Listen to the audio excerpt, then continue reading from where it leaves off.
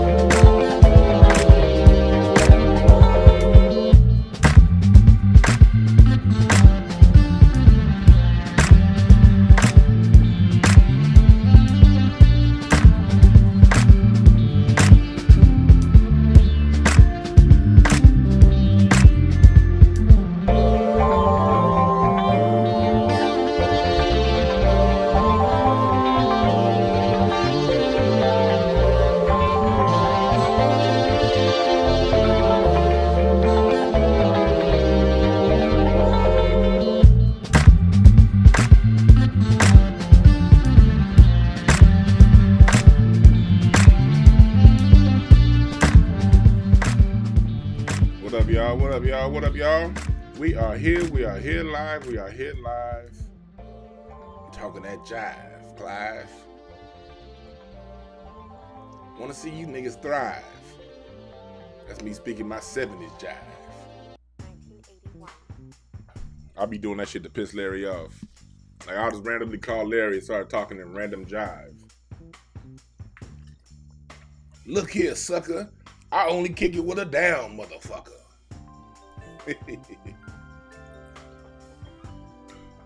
Anytime I feel like pissing Larry off, I just speak some jive. That's all. I'm kind of an asshole to my friends. If you somebody I kick it with close, like I will go to the ends of the earth to find out what pisses you off, and every time I see you, do that. Keep finding new ways to piss you off. One of my best friends, John Tay, I've been knowing since we was 3. I still be pissing that nigga off. I met him his first day of daycare. I was 4, he was 3. He had like this little mole on the side of his face because that was his birthmark. And I remember on his first day of preschool, he walked into class. I was like, hey, everybody, that kid got 3 eyes. He ran back to his mama crying and shit. That's been my dog ever since. I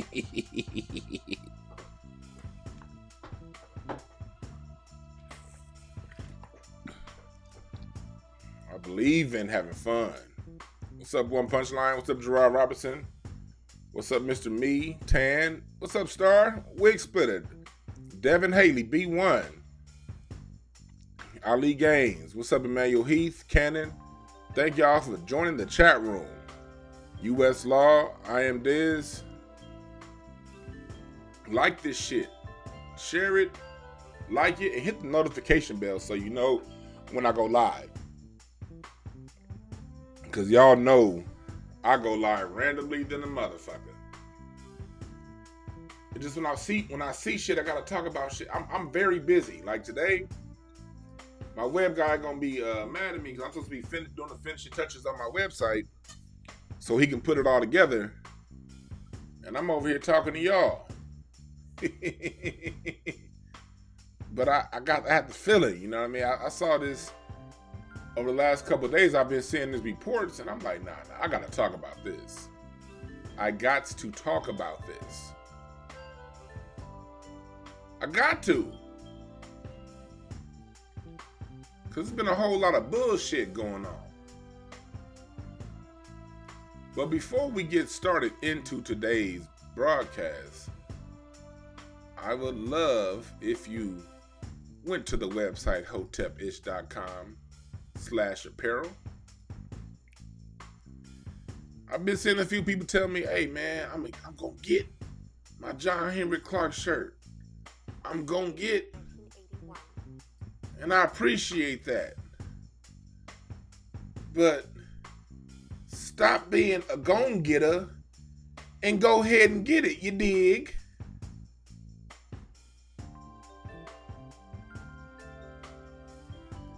That's all I'm saying. Stop saying one day and make today the day that you get it. I'm still working on the finishing touches of my book. Like I said, it's done. It's done. But it's, it got to be edited. It got to be, it got to be done right. And I'm still trying to figure out what I'm going to write in my what do you call that? The preface or forward, whatever the fuck that is. I want to get that right. I want to get that right. And when I get that right, I'm a premiere for y'all. We're going to do a whole episode on the show on the book. No time to waste. Because it's me basically talking about, how to go ahead and get your shit. Motivate yourself to do what the fuck you been wanting to do. Everybody got these goals. Everybody got these things they want to do. But sometimes we let circumstances in life and things like that get in the way. So I'm like, man, let me just share with everybody what worked for me. And my website is coming. It's the website I'm working on. Look, this is dope, ain't it? BreakthroughAS.org. Look at this. This is my company website. It was down. I've had this website since 2018. But July 31st, 2020, GoDaddy tries to auto-renew my hosting. I changed accounts. They couldn't auto-renew it. And they took the whole fucking site down. Took everything down. So I had to get the shit rebuilt from scratch. And so this is what I've been doing for my Breakthrough Advocacy Services website. Communication Solutions. Yes, I solve communication issues because my degree is in communication studies. And not only did I get a Bachelor of Art in Communication Studies, I've spent my career in families, working with families, solving their communication issues. Whenever you're dealing with behavior like I did with children, whenever you're dealing with helping bad behavior and fixing bad behavior, that all comes down to communication and relationship coaching. Look at this. This is one of my quotes. The most important relationship in life is your relationship with yourself. That's what I help. That's why y'all can see people shoot as many jokes as they want, say what the fuck they want to see. Do you ever see me give a fuck? I don't give a fuck because I know who I am. I crack jokes, but I know who I am. Y'all see the website? Since 1995, bitch. I started in Watts, King Drew Medical Center, 1995, as a student tutor. And ever since then, I've been working with children and working with families, and I ain't stopped shit. Helping people with parent-child communication. A lot of times parents call me because their kids is turning 10 and 11, and they boys is turning into men, and there's a lot of ladies that don't know how to have those conversations with the boys. So I have a whole program I have with adolescent and pre-adolescent children on how to future plan, how to grow, how to use school to cultivate their internal desires. This is some shit I've been doing for over 20 years, people. You may be new to me online, but I'm old to this. I will have webinars for groups. And I still do the personal relationship coaching. You see the website here? Buy in, don't drop out. That's the program that I created that helps children who are on the verge of dropping out of school buy back into school. Not because school's a great thing, not because school teaches them what they need to know, but school does teach them the basic necessities, and it gives them a piece of paper that allows them to have an easier future. So I teach children the value of school, what they can get out of it. And also I teach families the value of each other. How to buy into your family, how to buy in and not to your family and to yourself and not drop out. That's another program that I created that I will be having up pretty soon on the websites. Q&A, all that good shit. All that good shit. And let me see it. So yeah, I'm gonna have all that coming up. Let's see. Let me see this other one. Look at this. And this is me over here on Google. Look at this. Y'all see these 5-star reviews I got? Communication, professionalism, quality. I ain't no hoe ass nigga. I'm not a joke. I've helped real people in real life, goddammit.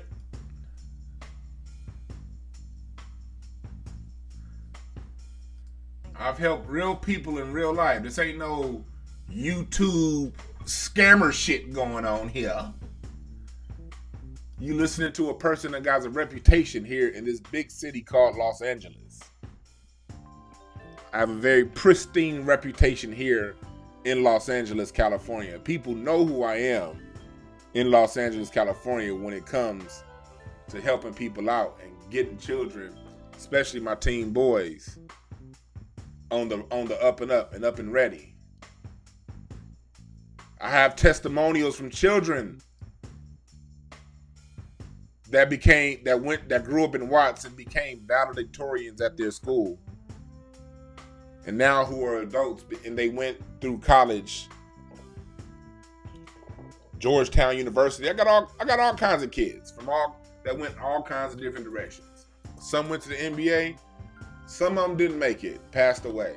That hurt my heart. That hurt my soul. And it ain't nothing more heartbreaking than investing in a child for 2 years and then watching the news and seeing that motherfucker dead. Oh, that hurt.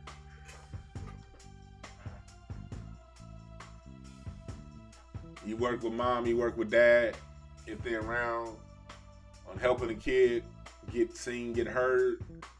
And then you turn on ABC News, you hear about a shootout, you like, okay, what happened? And then the picture you see is a kid that you worked with. Rest in peace, Bird.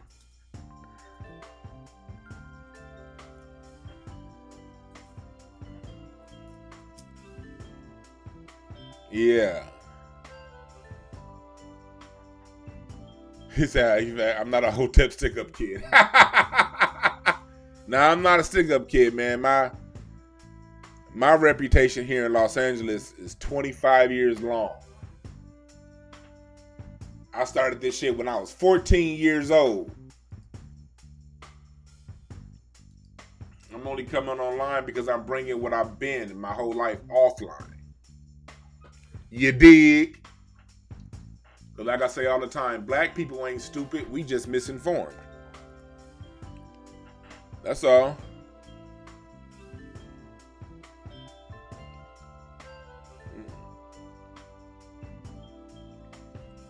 All right, we gonna get into it. I woke up this morning and I saw some more bullshit.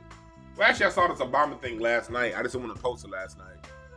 Because, you know, I saw shit right before I went to bed. I was like, you know what? I'm going to talk about this shit in the morning when I get on the show.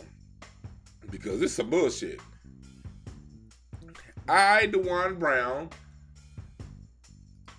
I possess a great memory. That's one of the gifts that God gave me. If I hear it, I very rarely forget it. Now my reading comprehension sucks. I can read some shit and be like, what the fuck did I just read? That's why I got a bunch of C's in school.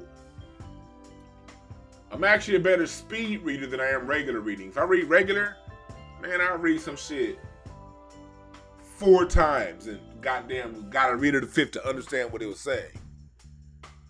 If I speed read, I'm fairly good at picking up. But when if I hear something, I'm gonna remember that shit. Everything I lack in reading comprehension, I have in listening comprehension. So, Obama says white resentment made reparation a non-starter during his presidency. So when I saw the headline, I got to thinking, hold on, there's a lot of things that were tough back in 2008. I'm going to say this because I got a lot of young listeners in their 20s. Because a lot of y'all was real young when y'all was really young kids. So I can understand being 18 years old, not really paying attention to what's going on. Hell, let's just go back to 2008. 2008 was a time that, including me, 2008 was a party time for black people. Let's start with some historical context before we dive into what we're talking about. Like y'all know, I like to lay a foundation down. That way everything that I say can fall into a context. So let's go back to 2008. In 2008, the consciousness of America, especially Black America, wasn't on race. The economy was really bad. You had the mortgage crisis debacle. You had President Bush allowing the economy to basically free fall. You know what I mean? He gave multinational companies trillions of dollars with no receipt, and they didn't have to provide any receipts on how they used it. The stock market, which had previously had capped out around 12 or 15,000, had dropped all the way down to 6,000 points. Black people were more, we still had control of the hood, but not really. We were losing it because they made mortgages really cheap, really easy. In the years leading up to 2008, I was working in mortgage back then. You can buy a $500,000 house with nothing down, 100% financing, 620 FICO score, without having to prove where you worked, nor without having to prove how much money you bring in. Those were called stated income, stated asset loans, or NINA, no income, no asset. But usually the NINA loans, the no income, no assets, were more for refinances. But for purchases, you can do stated income, stated assets. Stated basically mean whatever you wrote down on your 1003, which was a mortgage application form, was what the bank said you did. So a lot of people in the hood were being irresponsible.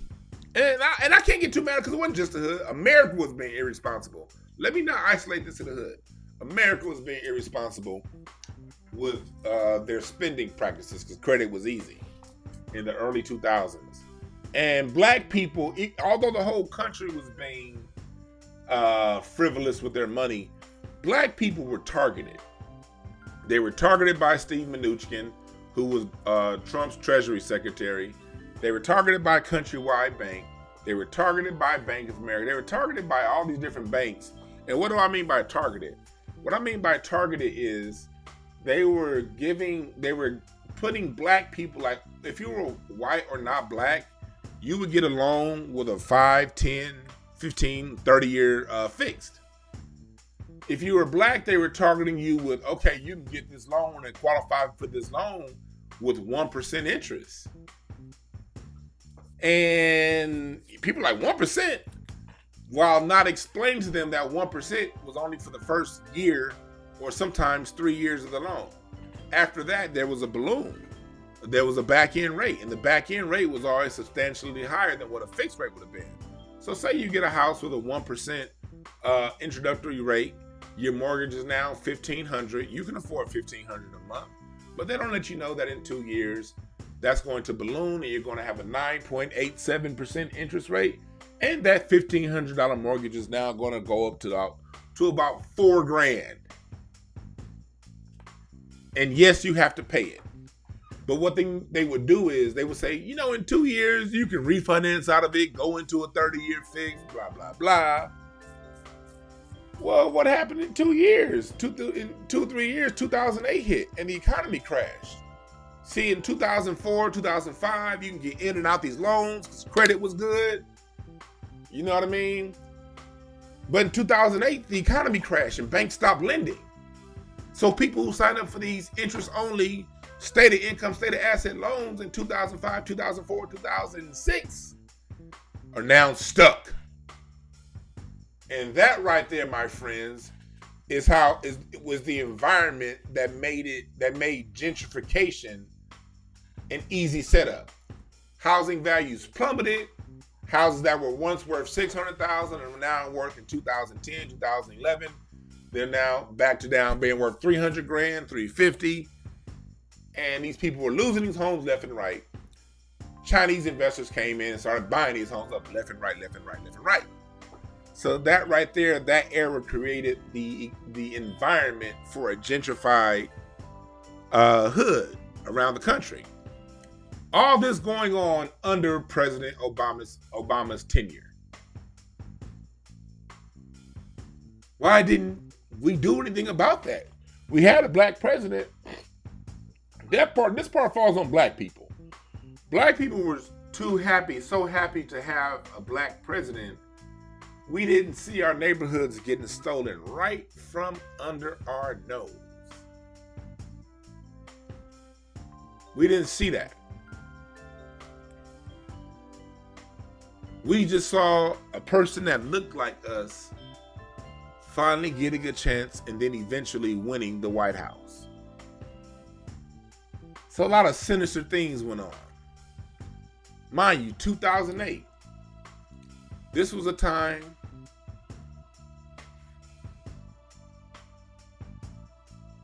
this is an article I put up in 2013 because I didn't feel like looking for anything further back. But let me show you this here. Browser share. Proposition 8.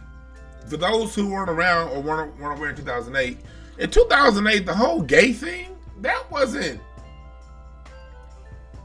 a popular thing in America in 2008. In 2008, there was a proposition in California called Proposition 8.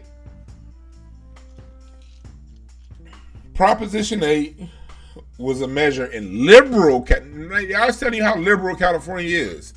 Let me show you how liberal California is. In November 4th, 2008, in the exact same election, California voted for President Obama and gave him, at the time, 53 electoral votes. California also said no to gay marriage. It wasn't good enough that we just left it to the government here in California. California actually put it on the ballot in a proposition, and the voters voted to say, hell no, gay people can't get married. Similar propositions were on the court in Arizona and Florida. Gay marriage was not popular. Being gay was not popular in 2008. The whole gay thing, if a person was exposed as gay in 2008, that would literally end their career. Gayness was not popular at all. Let me say this one more time. In 2008, the whole gay thing was not popular at all. At all. Why did I bring that up?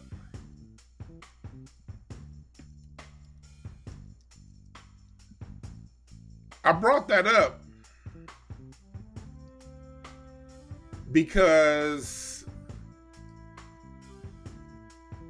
President Obama, former President Obama, as he see right here in this headline, says reparation was a non-starter during his presidency.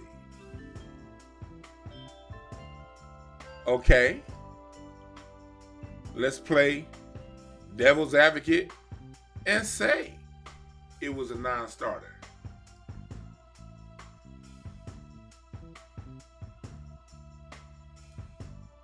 Let's say it was a non-starter.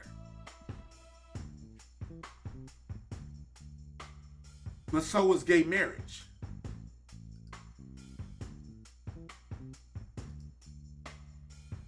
So was gay marriage.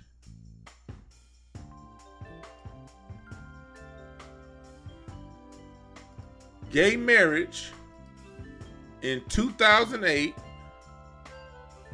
when President Obama took office, was a non-starter.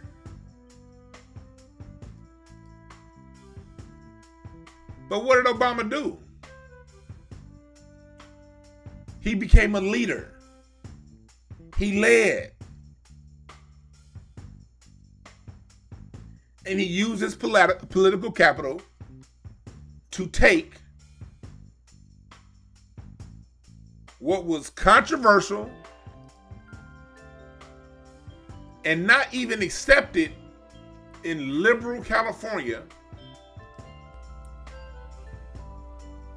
The same election he was elected, California said yes. Think about this shit. In 2008, California said yes to you, nigga, but no to the gay people. Think about that. 13 years ago. California, as racist as California is, voted for a black dude. Well, in the same election, on the same exact ballot, voted no on gay marriage. And when I say voted no, that means voting yes. Because the vote supported the constitutional amendment to define marriage as between one man and one woman. Because the state of California had legalized same-sex marriage, the voters said, hell no.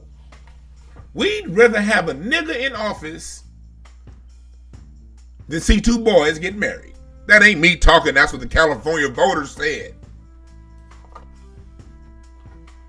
So you mean to tell me at a time America was willing to say yes to a black president and no to gay marriage, reparations was now all of a sudden a non-starter?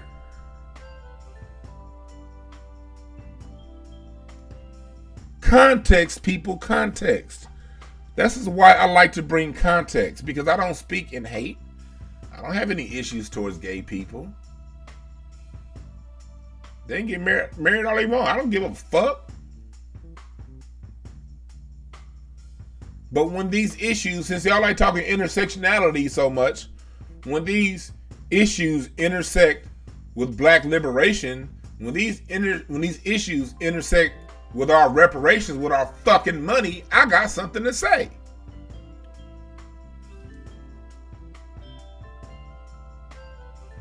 And then look, let's go and read a little bit into this article. Former President Barack Obama said he supported reparations for African Americans, but decided the issue was a non-starter during his administration because of white resistance. White people also resist gays. That's why white folks had to go fucking build West Hollywood here in LA. Because they didn't feel safe in regular Hollywood.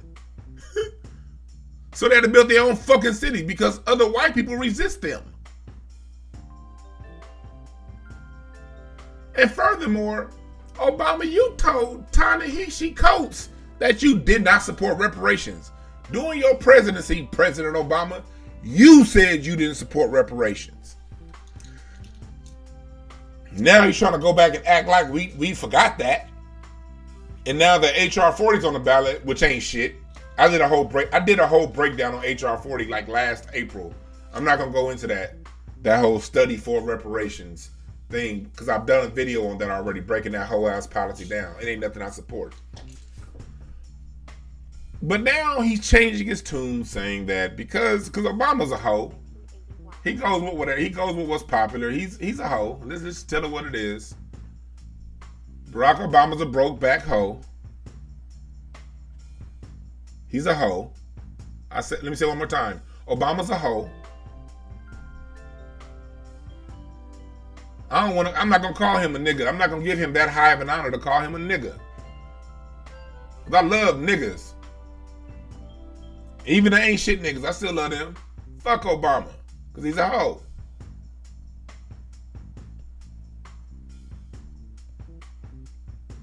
Like this shit. Share and subscribe. Again, going back to this New York Post article. I'm reading for those listening on Spotify, I'm reading from the New York Post. Subscribe to me on YouTube to get the visuals of all this shit going on. Saying reparations were justified, Obama said that there's not much question that the wealth of this country, the power of this country was built in significant part, not exclusively. See how he had to throw that in there? Not exclusively. And this even more, this makes it even worse. Maybe not even the majority of it, but a large portion of it was built on the back of slaves. Huh? I'm going to read that again because this is a direct quote from President Obama out of the New York Post, February 25th, 2021. My father's birthday. Happy birthday yesterday to my dad, DwannBrown, the Foist. I love my dad. Great seeing him yesterday too. He still look good too. My dad's hair is still red. He ain't even got gray. He got some gray growing in, but his hair is still red. And he's 68. Pop still got red hair at 68.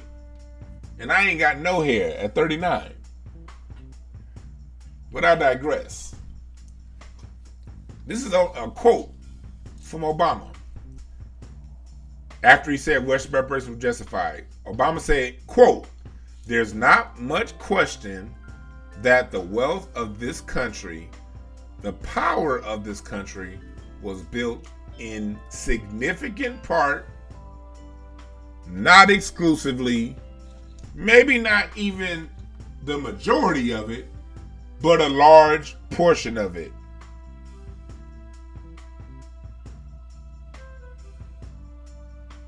This nigga just zigzagged more than Kyrie Irving one-on-one with a scrub guarding him. Did y'all see that crossover? Allen Iverson couldn't hit a crossover this goddamn good. What does that even mean? The power of this country was built in significant part. Okay, significant means a lot. Okay, not exclusively. Okay, but significant already says not exclusively. Maybe not even the majority. Okay, but a large portion. Built on the back of slaves. Which Obama's lineage does not descend from, by the way. What? See, that ain't how he talked about gay marriage. When it was gay marriage, it was straight up. They need the right to marry, so I can go on vacation with Richard Branson and ride jet skis and not look gay. Come on in. Cameras off. Cameras off. My beautiful wife has entered the room. But look at this word salad that he just said. Significant part, not exclusively, maybe not even the majority, but a large portion.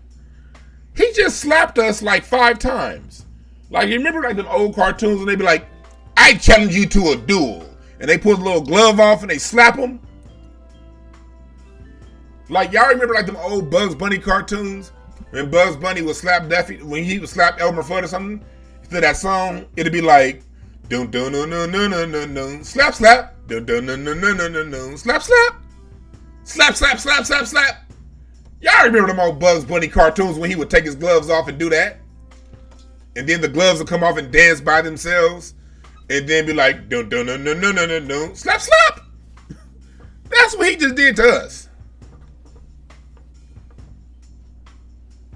Because one thing that they do to us black people, they always try to put it as slaves. The narrative is framed so tightly.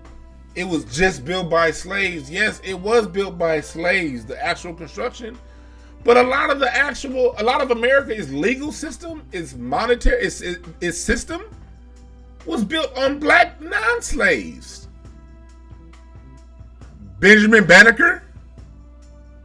We talk about Benjamin Banneker a lot on this program because he's so significant to the construction of the country.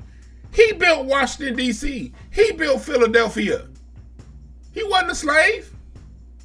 He gave you your Farmer's Almanac. Benjamin Banneker Bay, the Moor. He aligned Washington, D.C. with the constellation Virgo. Nigga. Alexander Hamilton.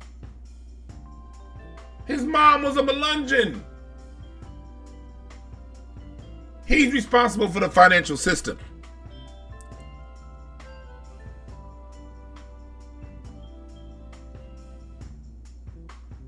I mean, black people were the brains behind so much.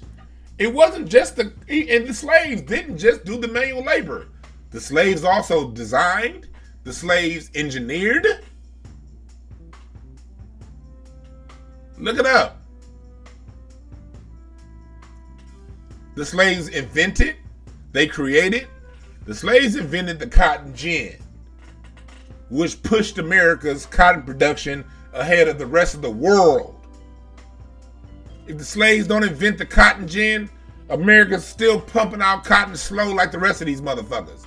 But the cotton gin made America pump out cotton 20 times faster than the rest of the world, which put America on steroids. Black people invented the elevator. You don't get these fucking high rises without goddamn elevators. Do ya?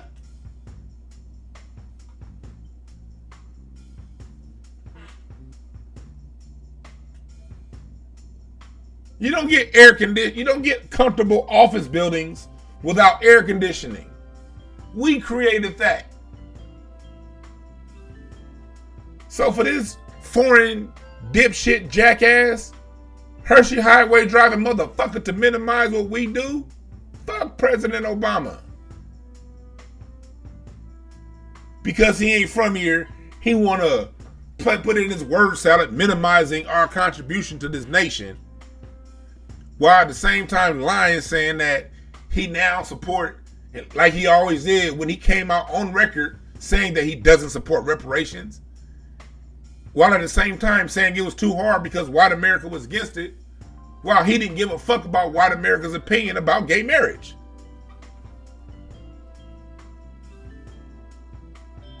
That's what kind of hoe this nigga is.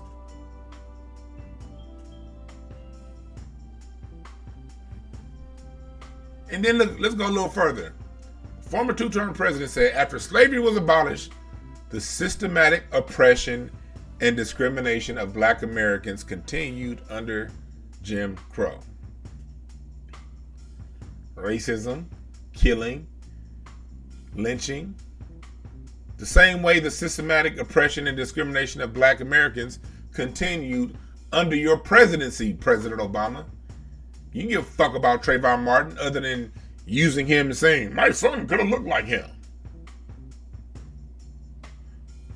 Your son wouldn't have been that dope though. Your son, rest in peace, Trayvon Martin. Your life woke up the consciousness of black America. Because going back to what I was saying earlier about the consciousness of 2008, black people weren't really on race like that.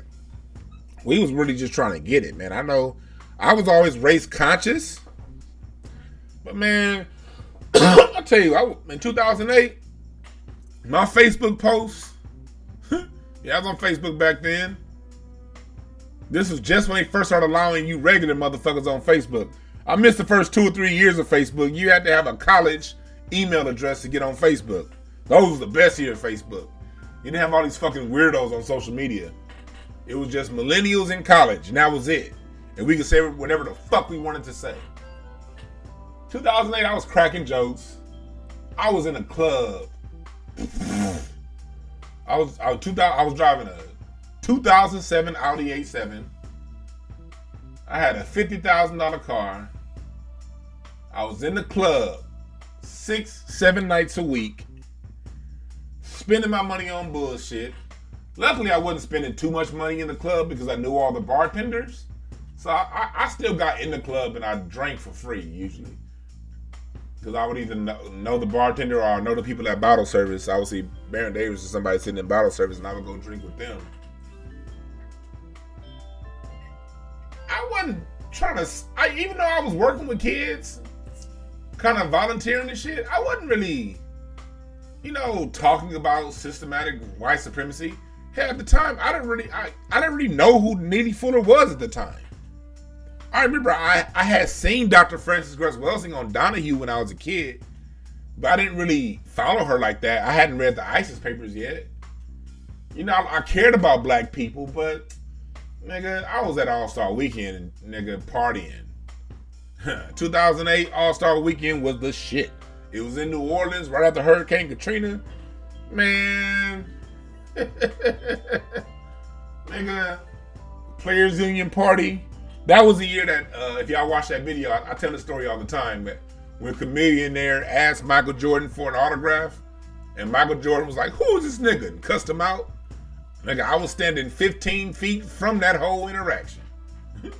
I saw a comedian there walk up to Michael Jordan at the Michael Jordan party in New Orleans. And like, I'm a long time fan, man. I want to get an autograph. This nigga Michael Jordan looked at Paul Pierce and Ray Allen and was like, who is this nigga? That nigga comedian there walked away looking dejected. But go look up the video on YouTube. He talks about it. I was standing about 10 to 15 feet from the two motherfuckers when that happened. That's the shit I was on in 2008. That shit most black people were on in 2008. We was having a good fucking time. We weren't thinking about saving the black nation. I got more serious about black people when I first when I got the job that I had when I was working at this company, working directly with youth in South Central LA. I got that job in 2009. And I kept seeing all these black kids getting in a fucked up situation. And I'm like, what the fuck is going on? And then Trayvon Martin getting killed, and then us seeing what happened with George Zimmerman, that galvanized black people. And you saw black people from like 2012 on slowly start to wake up and see what's going on around us and be more cognizant of the world around us. 2008, the music was on some bullshit, society was on some bullshit, and niggas was bullshitting. But Trayvon Martin galvanized us. And then you had Eric Gardner, Tamir Rice. You saw all these black people getting killed while we had a black president in office. That's how we got to the consciousness that black people are on today. It wasn't like this in 2008. It is because we had a black president and we saw all these black people getting fucked up while we had this sorry son of a bitch in office.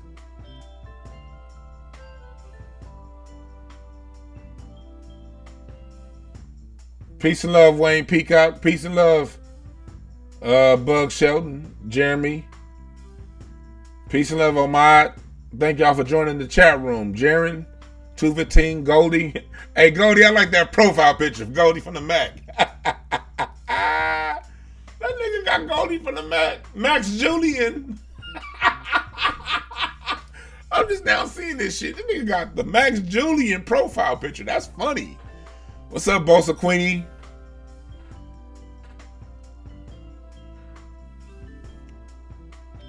Yeah, so black people weren't on that consciousness. Like for me, I always was pro-black. I was always for my people. But I didn't have the information in 2008 that I have now. I remember being in college when I was in, I went to Santa Monica College before I went to Cal State Northridge.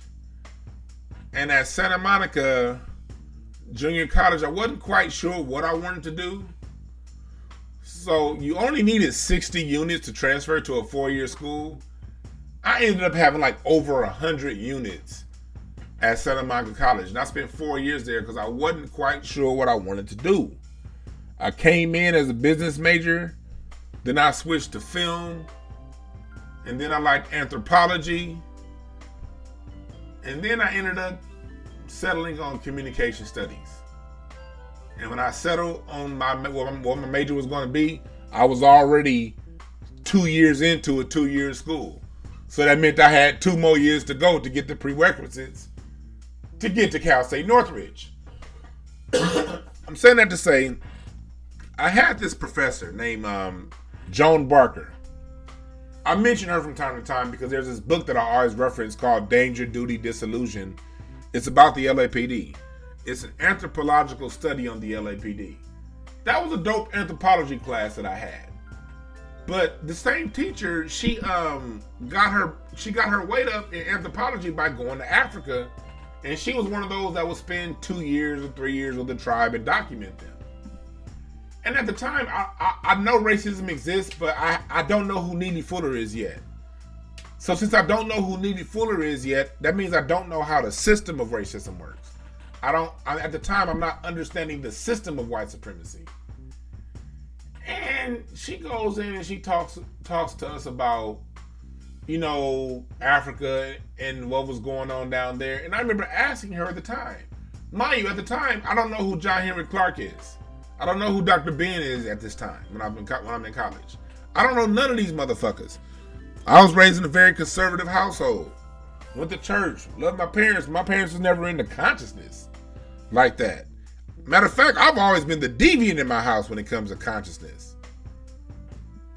So I asked my professor, Joan Barker, okay, I know we talking about all these different things going on in all these different sides of the world. Why don't we ever talk about what was going on here in Mesoamerica and what was going on in Africa? So she told me, she was like, oh, there were a lot of great things going on in Africa, but Africa had the oral tradition. And so we don't have much information as to what was going on in Africa.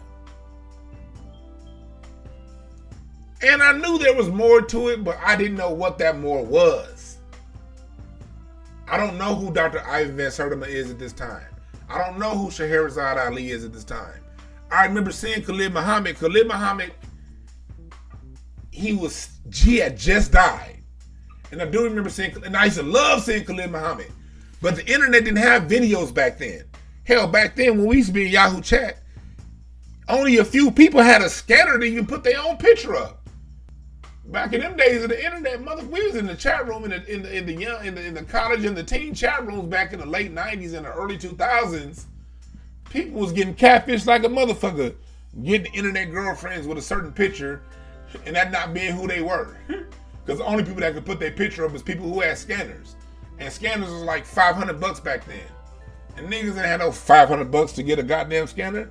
Shit, niggas barely had enough money for the computer. It wasn't no cell phone cameras back then. And then when you did get video, you got little small video clips.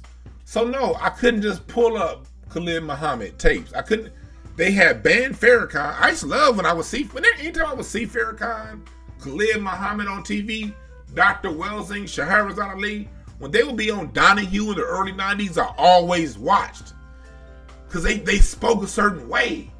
And it magnetized towards me.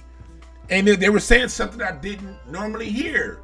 But I'm a Christian, but I'm loving these Muslims, Farrakhan and Khalid Muhammad. And then I was into the Million Man March. I watched that. But for those of you who don't know, after the Million Man March, they basically censored Farrakhan. They canceled Donahue, because at least the Donahue show will bring on Khalid Muhammad and cats like that. They canceled Donahue. Talk shows went from for real information and the exchanges of information to the whole Ricky Lake model of just bullshit, drama, and gossip. You know, Jenny Jones basically went to showing big titties every episode, nothing real. You know, Montel Williams went on and talking about how much of a beta male black men can be. You know, all the bullshit. So by then, we don't have any access to Farrakhan, to Khalid Muhammad. I'm not in New York, so I don't know who Dr. Ben is. I don't know who Dr. John Henry Clark is. So all I had to go on was what my professors was telling me. I didn't know which books to read. I didn't have anyone in my environment to tell me, hey, go read Sheikh Anta Diop. I didn't know who the fuck Sheikh Anta Diop was when I was 20. I was raised in a Christian ass environment. The book that we had in the house was the Bible.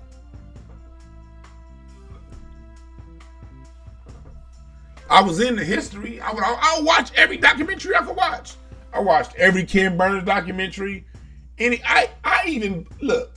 This is how I even listened to Henry Louis Gates back then, because at least he was giving me something on Black history. Got anything? I was listening to that. One leg longer than the other motherfucker. Skip the Truth Gates. However I could find it, I was getting it. But it was hard to find. It was hard to access. You didn't know what direction to look. You did not know which direction to look. So my teacher says basically, Mesoamerica basically means Native America, America here in the United States.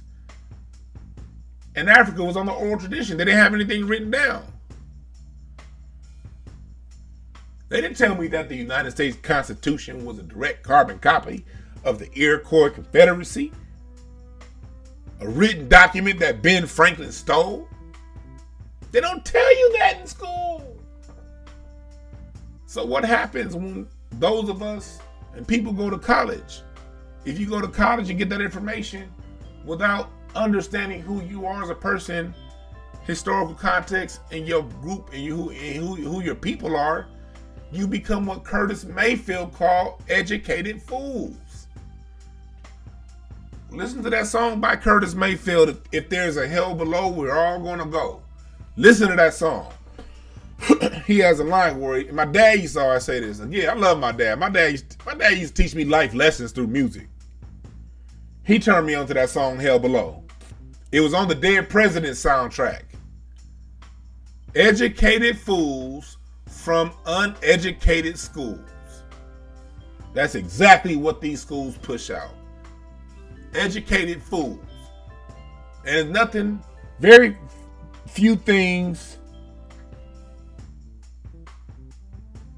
an educated fool, it's very few things worse than an educated fool, because at least a totally uneducated motherfucker know they uneducated. They know they don't know shit. When you spend 4 years and spend all that fucking money at a university, you feel like you know something. I done been through 12 years of regular school. I got this degree. Now I got a master's. Ooh, now I got a PhD. Not understanding that those degrees are in small, very, very, very thin line disciplines. You don't know everything. You just know a little bit about that subject. But college gives you the perception that you know it all. Because, hey, as you were in your undergrad, you had to take a diverse range of programming. You had to take history in undergrad. You had to take anthropology. You had to take math. You had to take a hard science. You had to take a soft science. You had to take a political science. You had to take arts. So college, and then when you're in college, they tell you, since you had this diverse undergrad with this diverse group of classes, now you're ready to study your one discipline, that you now have a wide-ranging education because of all the diverse amounts of classes you took during undergrad. Not telling you all you did was just read enough books to pass a fucking few pieces of tests. They didn't teach you shit. So that's where America was back then. But Trayvon Martin came out and Hidden Colors came out. What came out? Trayvon Martin died. Hidden Colors came out, I think, 2010, 2011. What Hidden Colors did was it introduced people who are already thirsty for more information with the information and where to go and find more of the information. 2012, Hidden Colors 2 came out, I think it was by then. And so it's like, okay, Hidden Colors introduced me, because like for me, watching Hidden Colors wasn't enough. I did remember, it taught me some things new. It taught me a lot of things that I knew but were scattered. See, one thing about how the European teach at school, they scatter your information. Like every Black History Month, you'll hear this Black person did that, Black people did this. And my grandmother was a good job of telling me, she would talk to me a lot about music and where Black people created different kinds of music. And I was, and so, these different things. What Hidden Colors did for me personally was it brought in a whole bunch of abstract things that I knew and codified it and put it into one nucleus. Like, yo, Black people, we really are that bad. And it set off like a journey for me, like, okay, who told these niggas that? So when I read the credits and I went on YouTube, and that's when I found Sonetter's channel on YouTube. Sonetter was the first conscious channel that I found. And I listened to some of the shit they were saying on Sonetter's channel. And then from there, I got to find out who Dr. Ben was, who Dr. John Henry Clarke was. And I started I would literally binge 5 hours a day just listening to Dr. John Henry Clarke lectures on YouTube and Dr. Ben lectures and Dr. Ivan Van Sertima lectures. And then when I would be done binging, I would order their books. And I got all their books. And then my homegirl, Milana, she had this hard drive that people knew that she got from someone. And on that hard drive, that shit literally had like over 3,000 books on PDF. And it had everything Dr. Ben wrote, everything Sheikh Anta wrote. It introduced me to Chancellor Williams. That was all these different books were in this one little thumb drive that somebody gave me. And so I picked up my speed reading again and I read through all that shit. And for the first time, a lot of what was going on in the world started making sense. And then through watching Dr. Ben videos, Dr. John Henry Clarke videos, I kept seeing these recommendations on YouTube for this dude named Neely Fuller. I'm like, who the fuck is Neely Fuller Jr.? And then I listened to Neely Fuller. I'm like, yo, this look, I'm thinking if I knew who this nigga was in college, I would have graduated way faster. Because I failed a couple college courses and I failed a couple college writing courses. I was a great fucking writer in college. But I would always write on pro-Black shit. Even though I didn't know who these people were at the time in college, I was still pro-Black. I just wrote to the level that I knew at the time. Not understanding that college is controlled by liberal lesbian, white women, and liberal lesbians don't fuck with Black men. Thank you, Neely Fuller, for pointing that out to me. I wish I knew that in college. Because I'm over here wondering why when I write about some generic shit, I got an A on my report. But then when I write about how the movie Boys in the Hood affected me growing up in South Central LA and how great the album Death Certificate was, she told us to write on music and the project was a project on music and influential music in our life. I wrote about Death Certificate by Ice Cube and how that came out when I was 10 after Latasha Harlins got murdered by that Asian lady. And it brought perspective as to what was going on. She failed me on that shit. because I didn't understand white supremacy. So after I saw the first Hidden Colors, I think in 2011, that made me look for the researchers. Because like I said, Hidden Colors 1 didn't teach me a whole bunch of new stuff. It taught me a bunch of random things my grandmother would tell me, things that I would hear. My church brought Dr. Carl Anderson around when I was 15. So I got to get some of that Dr. Carl Anderson game when I was young. But what Hidden Colors did was it brought it all together. So I will always salute the Hidden Colors series. I'll always salute Brother Tariq Nasheed for bringing that up to us and bringing that out for us, because it sparked. Matter of fact, I already had the spark. It literally pointed me in the direction on where to go. And I'm a speed reader when I do read, so when I got pointed in that direction, I read They Came Before Columbus. I read that shit in about 3 hours. I could have read it faster, but it was so much I had to keep rereading stuff. Usually a book that's about 250 pages, I can read a 250 page book in about an hour and a half. Usually. Hour and a half, 2 hours. So because of Hidden Colors, I said, no, this information is too dope. Hidden Colors wasn't enough. I had to read every book that went into Hidden Colors, and I did. Thank you, Dr. Ben. Thank you, Dr. Welsing. Thank you, Leonard Jeffries. Thank you, Kaba Kamene. That's nothing I did. I saw Kaba Kamene on those Hidden Colors. So the first thing I did was he left his email address. I was watching a video with Sadnetter TV. And Kaba Kamene was on. And so was James Smalls. I love James Smalls. Tony Browder was on there. And I got into all they shit.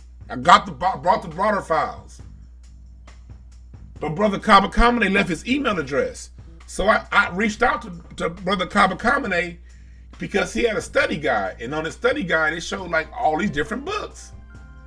So I reached out to Brother Kaba Kamene. I think this is around now, we're in 2014. And he emailed me his study guide.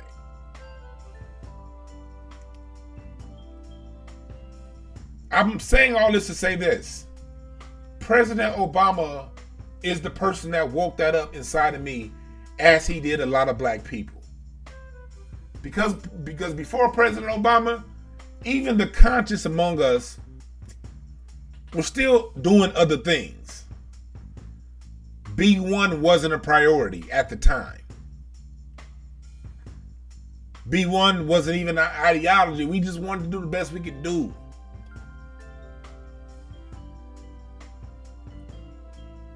And then, so Obama, at the time during his presidency, wasn't even fucking with reparations. He was able to be openly against reparations because black people's consciousness really wasn't there. He woke it up because we saw him in office and we kept seeing all these black people die and no one get put to justice. So having that contrast of finally getting a black president, quote unquote black, something that we have been saying our whole lifetimes would never happen. Seeing that happen in the contrast of an Eric Gardner and the contrast of a Philando Castile, Corinne Gaines, Sandra Bland, Trayvon Martin, Eric Gardner, Tamir Rice. Y'all know the names.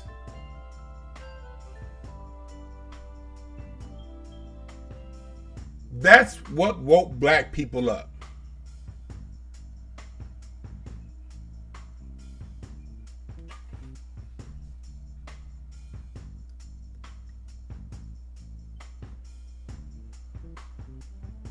Despite that, Obama said he came to the conclusion that a push for reparations would go nowhere. Obama said, and I quote, this is a quote, And what I saw during my presidency was the politics of a white resistance and resentment. The talk of welfare queens and the talk of the undeserving poor and the backlash against affirmative action, Obama said in a podcast talk with rocker Bruce Springsteen. So basically what he's saying is, because these same racists who never fucked with black people had more racist things to say about black people, he couldn't do anything. Well, let me tell you another word that was popular in 2008. And this is no disrespect, but faggot was a very popular term in 2008. People said that the word rolled off people's tongue like water. You can say faggot, you can say sissy, you can say dick in the booty ass nigga. You can make all kind of jokes about riding the Hershey Highway. What did they do to make gay marriage acceptable just 4 years later? They started a propaganda campaign. For those of you who were around in 2009, especially if you saw that Lakers championship run of 2009, 2010, you started seeing these commercials with Grant Hill, Steve Nash. We no longer say the word faggot. It's offensive and it hurts.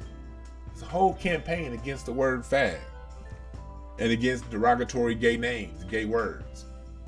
Kobe Bryant, 2010-2011 season was suspended. Go back and look it up. They were fouling the shit out of Kobe Bryant. This is when the NBA was tired of this nigga Kobe winning all these championships. They put all this money behind LeBron James. LeBron James is still choking every year in the playoffs, losing to a lesser Orlando Magic without their starting point guard, losing to the Celtics, losing because he was too afraid to shoot in the fourth quarter.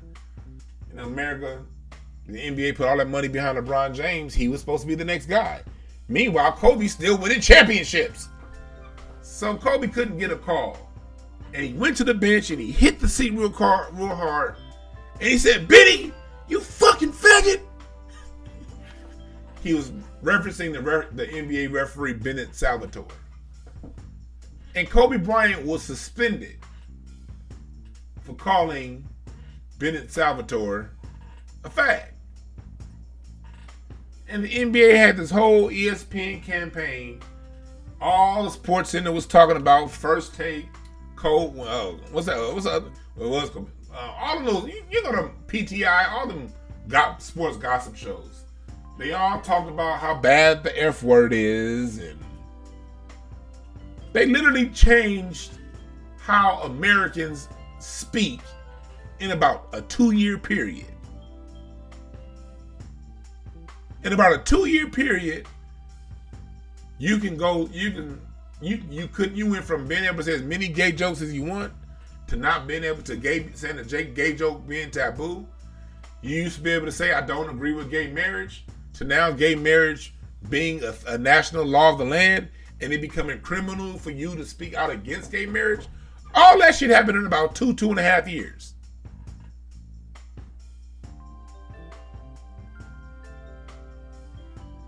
I said that to say, when Obama said some shit like the talk of welfare queens and undeserving poor and the backlash against affirmative action what stopped him. No. You sorry son of a bitch.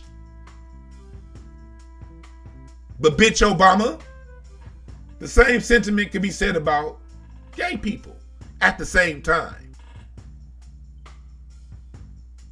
You just used media to switch the narrative. And then once the media changed the narrative, softened the people up, 2 years later, Sissy Central, all through the household, all through the White House.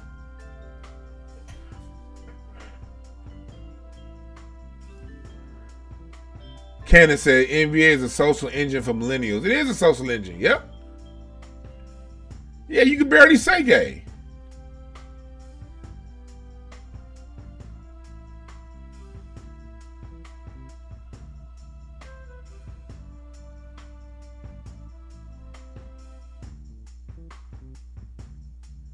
Yeah. So, I'm giving y'all historical context as to why what Obama said is a bunch of bullshit.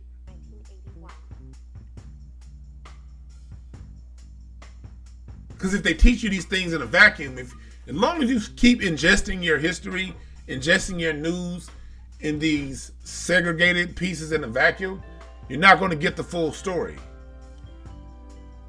You get the full story when someone talks about what they did and you talk about it in full context of what the societal and social norms were at the time. Remember this, I told y'all I was a cultural anthropology minor. Societal norms change on average every 25 years. They're constantly evolving. Societal norms never stop evolving. They're always evolving. But you can divide history up in about 25-year blocks.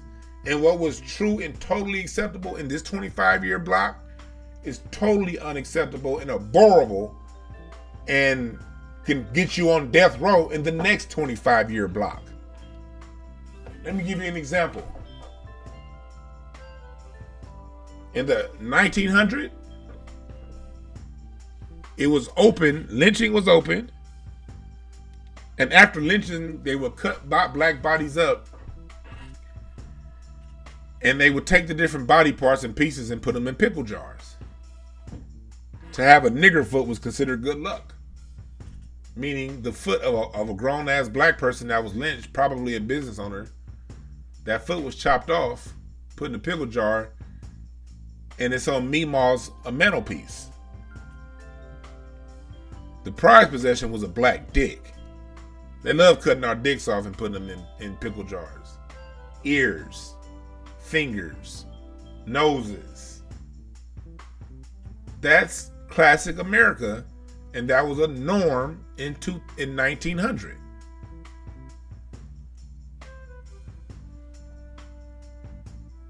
In 1975, that's no longer a norm.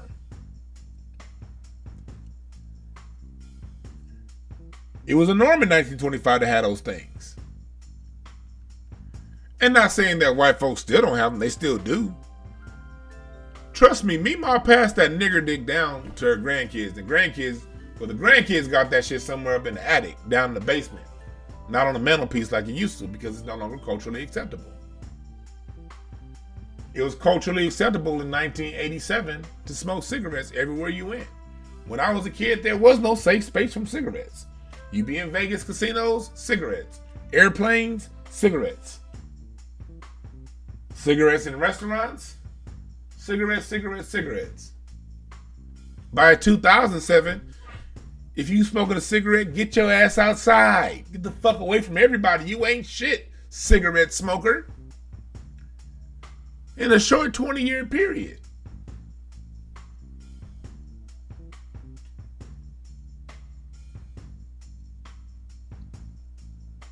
$2000, you can say faggot all day, nothing happens to you.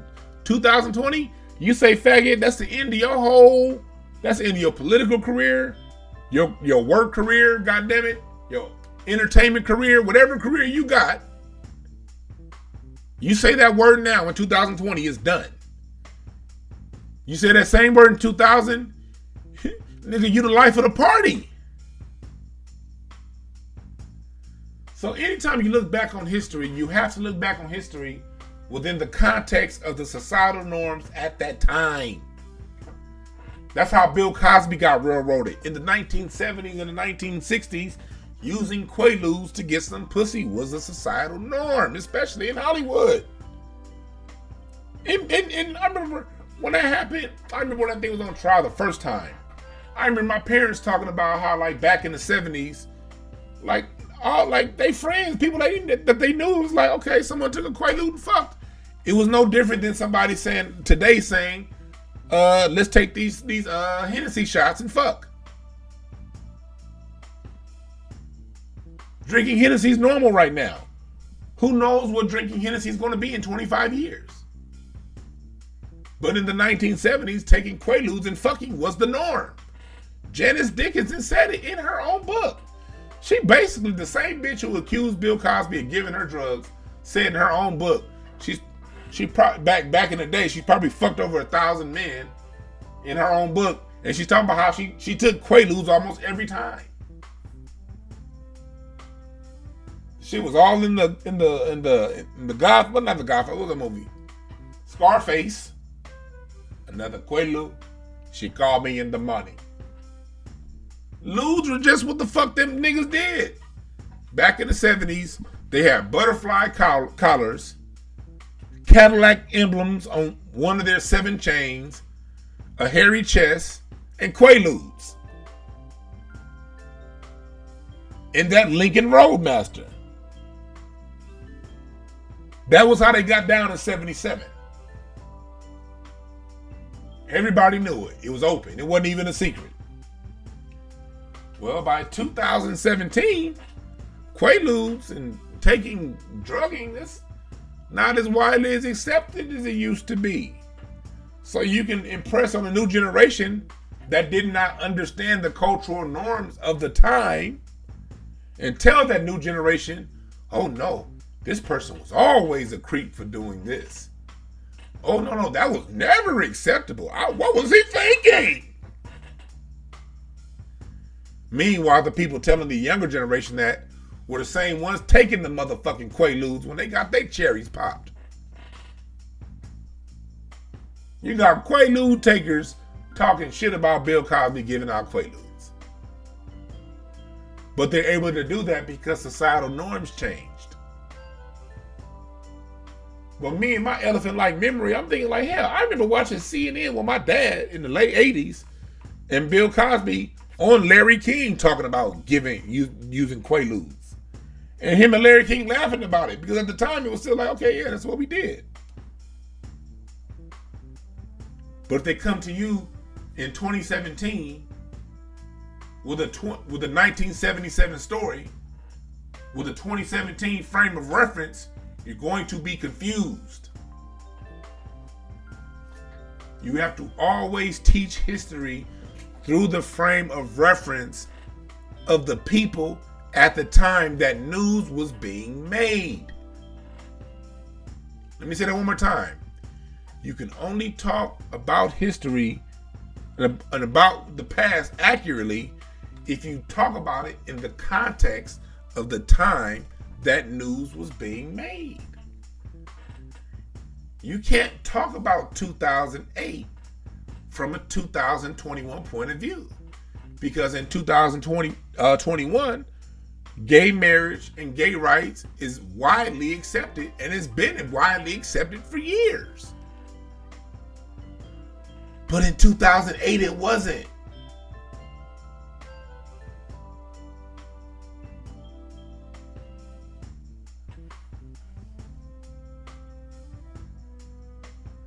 So watch this snake motherfucker.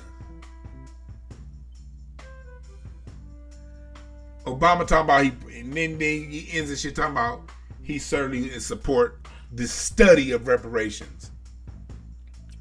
Of course they support this study. When you have Herschel Walker, Larry Elder, and weirdos like that on the panel making the decisions, you know what the outcome is going to be.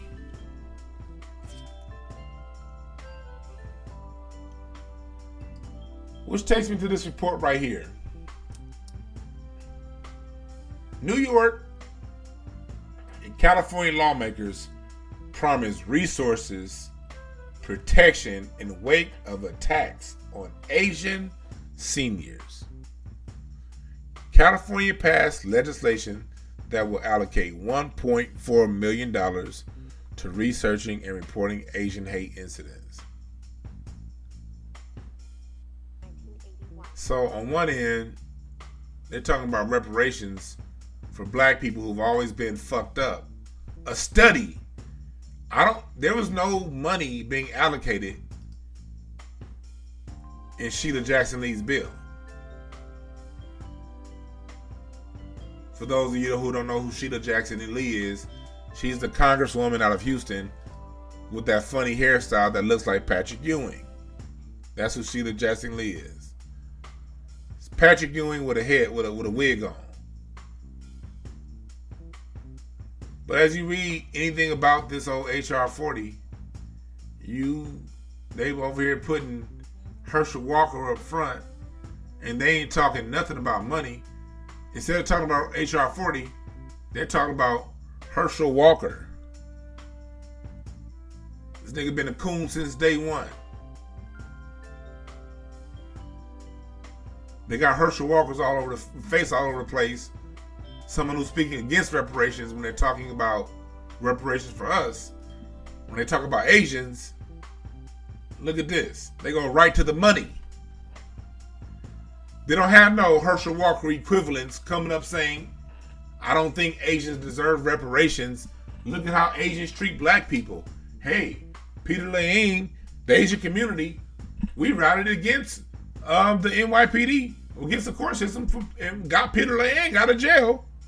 And he made him not serve any jail time for killing a guy Gurley in New York. We don't deserve any reparations. You don't see no China Mac going on Vlad TV talking about what Asians don't deserve and then putting that in the front. No. In the headline, they go right to the money. Okay, Asians are getting fucked up. What are we going to give them?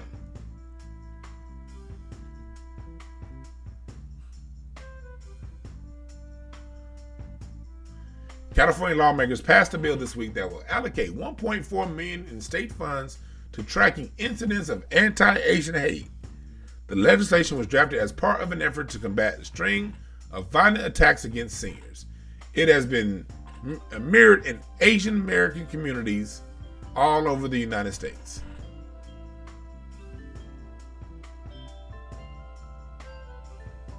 Black people go into Asian nail shops. They beat the women up, no money. Asian store owners invade our community with stores that they get on consignment. Again, that they get on consignment because black people, we gotta, if we want to open up a liquor store, we better have all the bread. We better have the money to put down. We better get the permits. We got to get the zoning rights. We got to get the city planners to agree.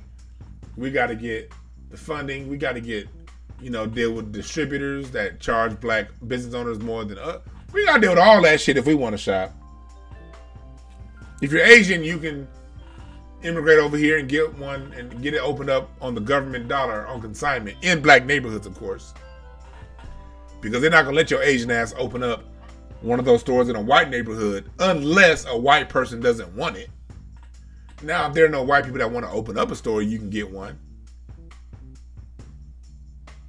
You get all these advantages. You make your money off of our community. And y'all treat black people like shit in those stores. Hurry up and buy! Hurry up and buy!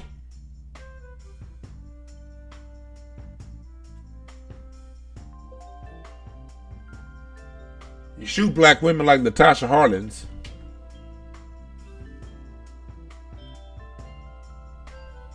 Get away with it.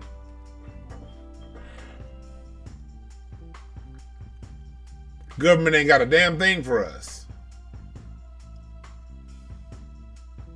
Now they got 1.4 million after 2 weeks of Asians, quote unquote, facing hate crimes.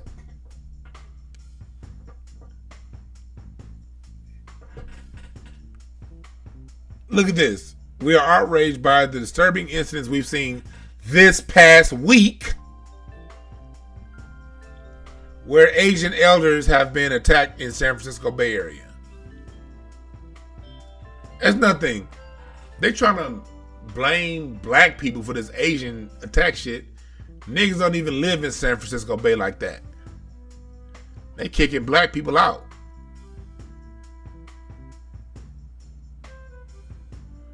These motherfuckers have a week of incidents and get $1.4 million after a week. I wonder if our Asian vice president has anything to do with this.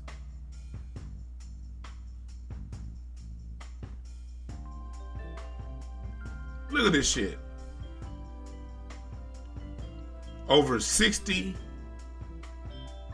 Asians have been targeted in robberies, burglaries, and assaults.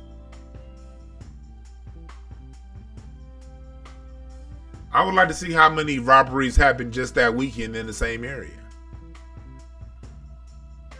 It'd be like 2,000 or 3,000 robberies a day that goes on in these cities. These cities be having thousands of robberies a day. Literally thousands. One of my best friends is a fucking detective, I know. These cities be having thousands of robberies a day. These motherfuckers had 60.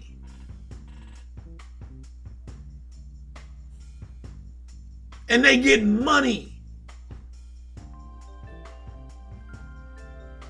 Notice something. Did they take a poll? Were any of you black people asked how would you feel about Asians getting money to research anti-Asian hate? Were we asked? Is there any committee being set up to study if Asians need funding and reporting on anti-Asian hate incidents? I don't see not one hurdle being put up. These motherfuckers literally went to, okay, here's the money in less than a week.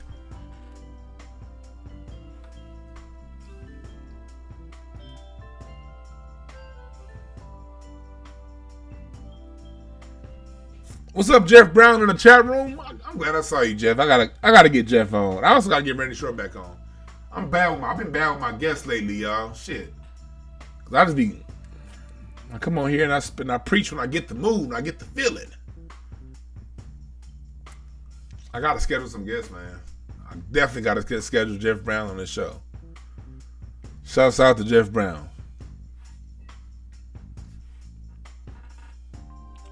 Somebody asked, can you fight hate with hate? I don't even know what that means.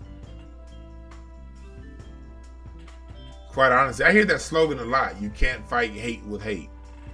But I've never heard that explained. I don't even know what that means. If you're in a boxing match and someone's punching you, you can't get on your knees and pray for them or you're going to lose the fucking match. If they punch you, you got to punch them back.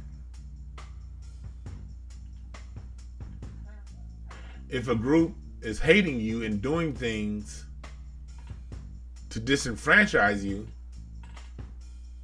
how do you combat that?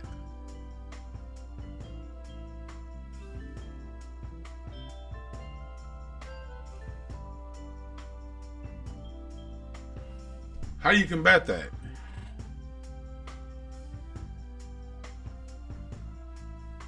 Because us as black people, we haven't started anything against anybody. And at the same time, we're the first to forgive. We're the first not to defend ourselves. And so, has that worked?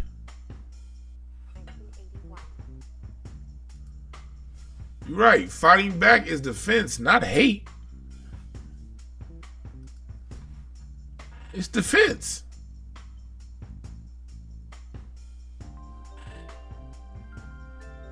Asians have attacked Black Americans financially. How have they attacked Black Americans financially? They set up shop in our neighborhoods.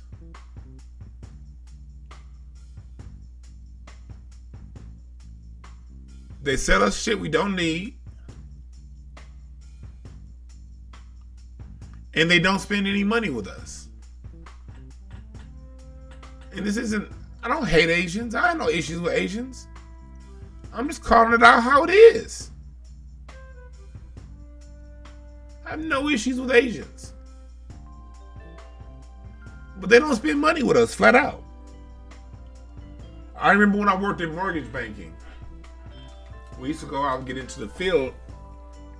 Mortgage banking, I worked on the lender side. I was a person that when you went to your mortgage broker to get a loan, they would come to the account executive, me, for the product. We had products that represented Countrywide, IndyMac, Wells Fargo, at the time Wachovia. And that a lot. Then I did that. And then I did a lot of subprime loans. And then I also did hard money loans. But I would be on the B2B side. I would be on the loan broker. The loan broker would call me. You would go to your loan broker. Like, you couldn't get directly to me for the product. You had to go through your broker to refinance your house or to buy a house, whatever. Then your broker would call me. That was a part of the chain that I was on at the time. And I remember we would go down Wilshire sometimes to, because there's a whole bunch of loan broker offices on Wilshire. And Wilshire is in Koreatown. If you're from LA, you know Wilshire and Normandy, Wilshire and Western. That is the heartbeat of Koreatown.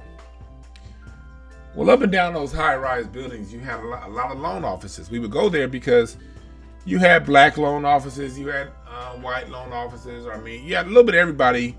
Different races had loan offices in those buildings because those Koreatown office suites were cheap rent, very cheap rent. So I remember at the time, again, we talking about 2006, 2007. I don't know how white supremacy works. I don't really understand the racial dynamic. I know it's bullshit, but I don't understand fully the racial dynamic. And I remember going into these Asian offices, and no matter how good your product was, they did not fuck with my black ass at all. And I had products with lower interest rates than what they had. I had products with better terms and conditions. My products, our loans closed faster than the people that they were using because it's a small industry. I knew who they were using. It didn't matter. I was black. They weren't about to put a $700,000 loan in my hand so I can get that $70,000 commission on the back end points. That's $7,000. I get a $700,000 loan. I'm gonna make at least 14 grand off that. Maybe 21 if I can get 3. But as on my side, it was very hard to get more than a point because the broker usually took up the rest of the points. But they weren't about to put that money in my hands because I'm black. So I remember my company, we ended up hiring an Asian just to get to them. And they would speak to other Asians all day. Call them up. They didn't fuck with me. Asians do not put money in the hands of black people. They are in full-on economic assault against black people. Because if you don't spend money with people, that means you're purposely financially cash trapping them. And cash is currency. Cash is freedom in this world that we live in.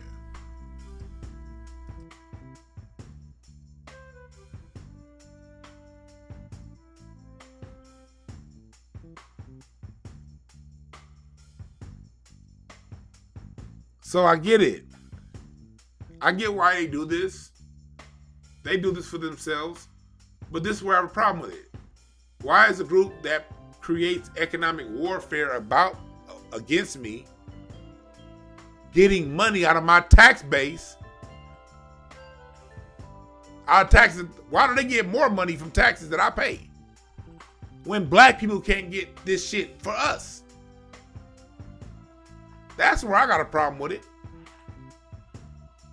Oh, Asians aren't political. Well, they political now. They taking my tax dollars. They're not pulling themselves up by their bootstraps and protecting their seniors. If you have an issue with Asians and seniors being attacked, then goddamn it, get your community around and rally around and protect them then. Because in the hood, everybody get robbed. The hood don't give a fuck what color you are. If you got something, they feel that if you If they perceive you having something that they want, they will rob you. If you have an issue with that, get your Yakuza, get your triads, or whoever the fuck you got to protect them. Why y'all dipping in my tax dollars?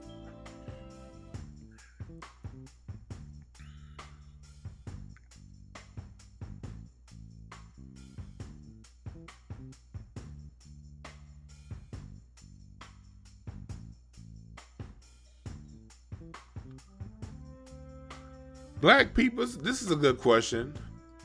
Why are we scared to learn from the tactical advantages of supremacy? It's not that black people are afraid. Black people, we keep winning in this society. Problem is, we have a whole goddamn government that's against our progress.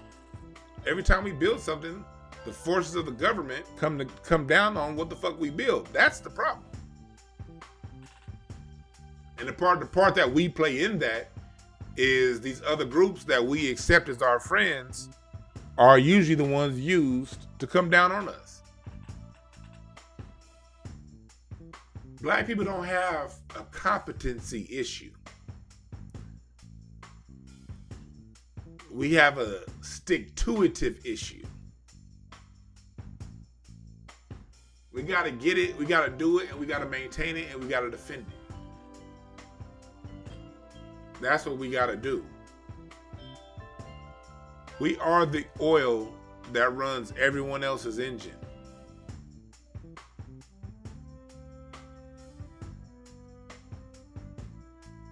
A lot of us are tripping, and I get that's a dope ass question.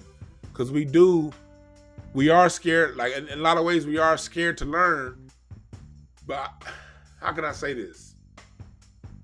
It's been traumatized out of us. I think that's part of this, why I have this program. We got to get it back in us collectively, because we have a lot of individuals doing these things, but we haven't quite fused and collectivized that. When I say collectivized, I do not mean having one big nigga convention. I don't mean a we all need to come together meeting. I mean bubble up and as people showcase their skills and get their skills out there, come together on a business level along that distribution chain and level up. But I think that's coming though. Honestly, I think that's coming. I really do. I see it coming. I don't think so. I see it coming. I see a lot of black people starting to collectivize and share ideas and share talent. Black people, for the most part, are using the internet wisely. You cannot have a conversation within Black America now without black people talking about owning and controlling. At least amongst the constructive of us. The hood rats are going to be hood rats. You can't save everybody. They'll either wake up or they'll perish. That's on them. People like me, people like you, we keep putting the information out there. And those who want to know better will do better. They will find us here at Hotepish. They'll find a brother Jason Black. They'll find Tony Browder. They'll find Kaba Kamene. They'll find Claude Anderson. And they'll level up. Those not on that program will perish. It's not up to us either way. It's just up to us to start with ourselves and level up within ourselves. And that's what we're doing here.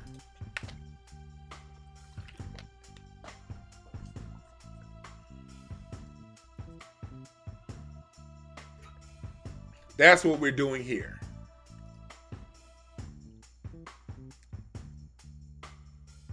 That's what we're doing here.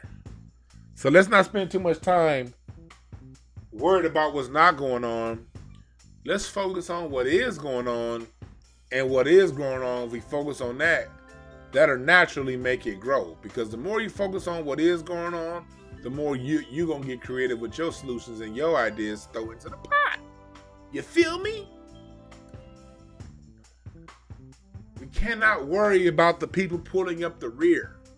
That's why all the time when I get a lot of inboxes from people that basically they say, I want you to stop cussing. Ooh, can you please stop talking about people's mama?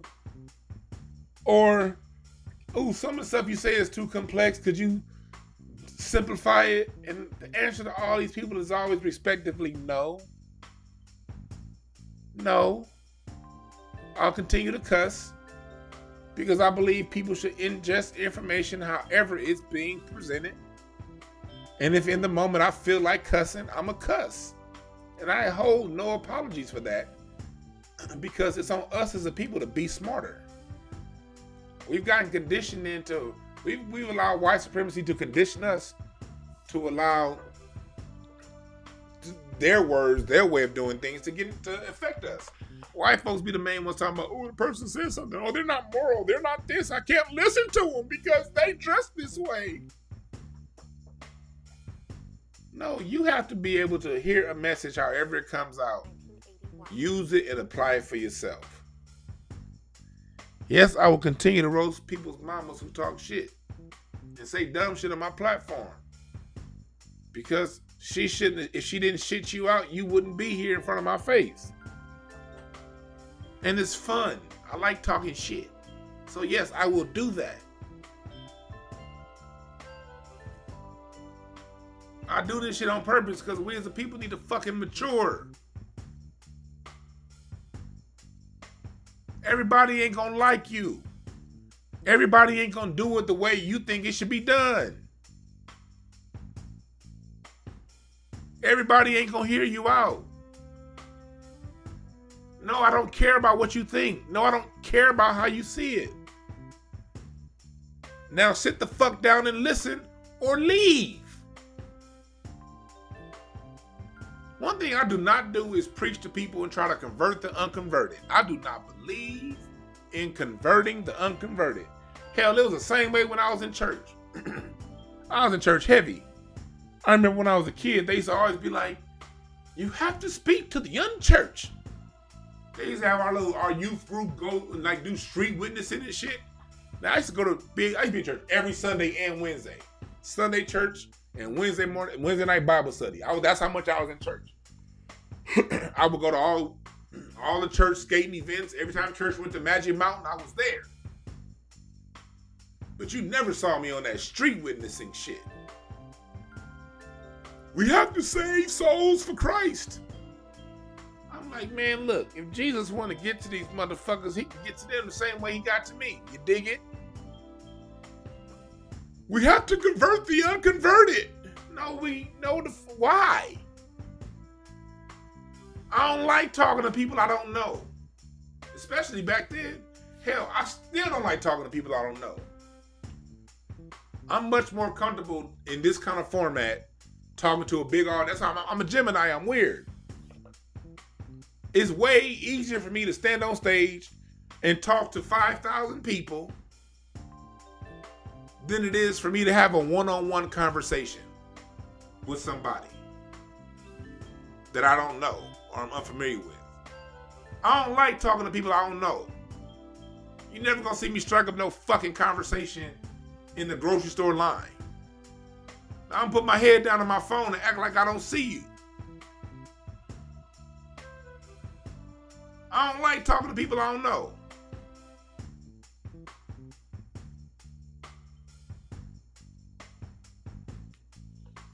So why the church trying to tell me I gotta go out and witness? I definitely could have been a Jehovah's Witness. Y'all motherfuckers knocking on the door at 9 a.m. on a Saturday. One of the beautiful things about the coronavirus is it stopped the Jehovah's Witnesses. They say there's a silver lining around every cloud.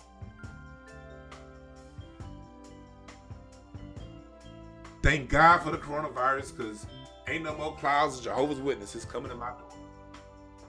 But I kind of stopped Jehovah's Witnesses for a little bit because they had just started coming back right before the coronavirus hit. Because they didn't come to my door for like 2 years. Because one day I answered the door high as hell. I mean, I wake and bake any day, usually, but this day, you know how it is when you have a salad of a whole bunch of old roaches and you put them into 1 or 2 big ass joints. Nigga, my living room was smelling like Snoop Dogg's music studio. And they came knocking on the door talking about Jehovah. I opened the door and I hit my joint. I said, you call yourself Jehovah's Witnesses, right? They were like, yeah. I got a question. He was like, what's your question? I said, what exactly did Jehovah witness?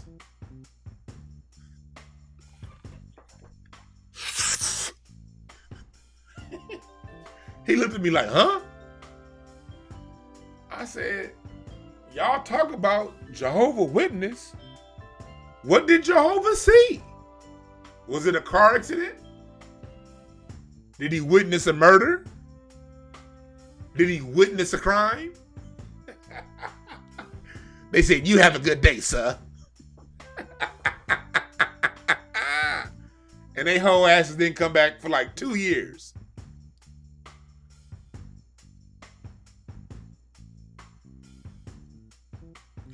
They ain't come for like 2 years. Thank God. And then they started coming back. And then the coronavirus hit. And they ain't been back since. For last night, I said, what did Jehovah witness? Don't take that, people, because I actually use it as a joke on stage. If y'all ever see my stand-up comedy, I may say that on stage. But it came to the stage by way of real life. I really asked that question. And I was so high, I thought that interaction was so funny, I had to take it to the stage. I was hoping like hell, homie J-Dubs came back the next week so I could ask some more questions to put on stage. But when I asked him, what did Jehovah witness? He looked at me like, huh?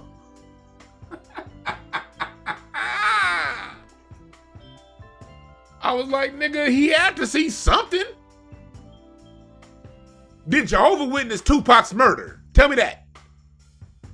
I convert if Jehovah can tell me who shot Tupac.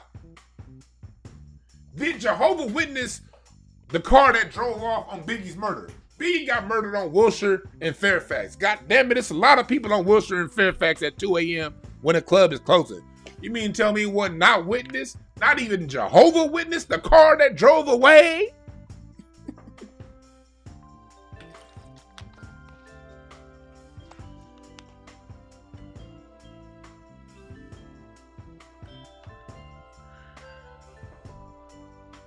No, do not take it. I do use this on stage. Craig Facts will be doing some live shows coming to your city pretty soon.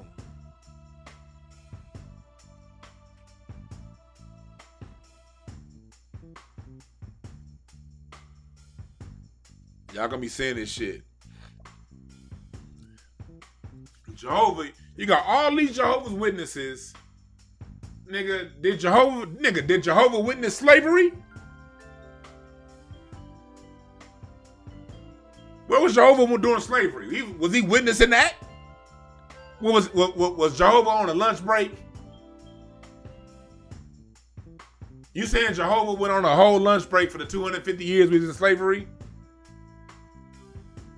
Then Jehovah came back to free us. And then when Jim Crow hit, Jehovah went on his spiritual 15-minute break.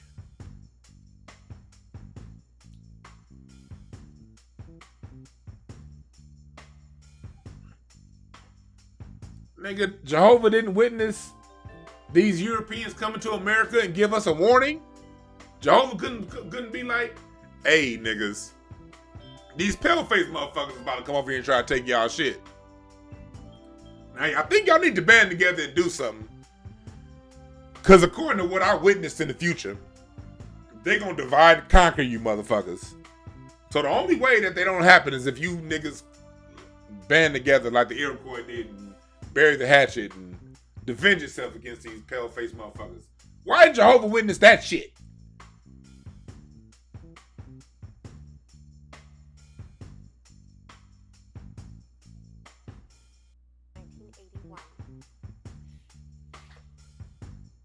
Jehovah didn't witness some niggas coming up in the Pop Smoke's house?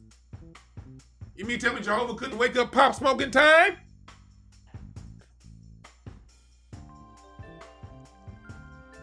Michael Jackson was Jehovah's Witness. Jehovah couldn't witness to him that these motherfuckers was out to get him? Why didn't Jehovah witness to Michael Jackson and say Conrad Murray wasn't shit? Jehovah's a horrible ass witness. Jay-Z's a better witness than Jehovah. Jay-Z, he'll witness your whole swag and take it. Shouts out to Jazzo.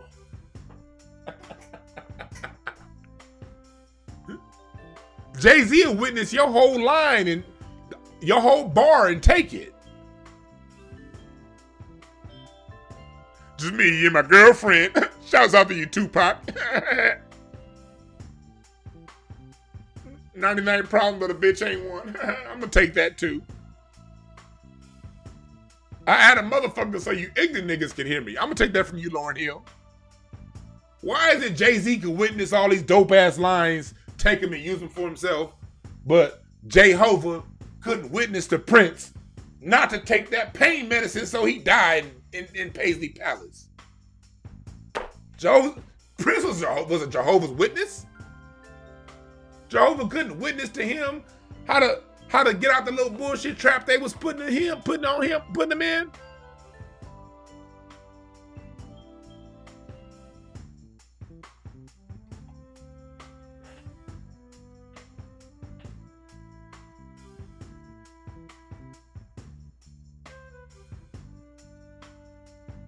Jay-Z's a way better witness than Jehovah. This nigga Jay-Z witnessed state property in that Philadelphia sound about to take over hip hop. So he dumped his New York niggas and went down there. This nigga Jehovah witnessed Coldplay doing hits with Kanye. So he said, I'm gonna do it too, Hov.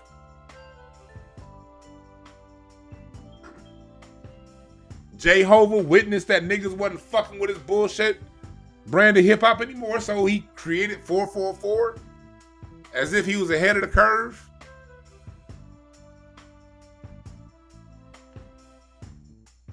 Nigga, Jay-Z got a way better track record than Jehovah and all of his witnesses.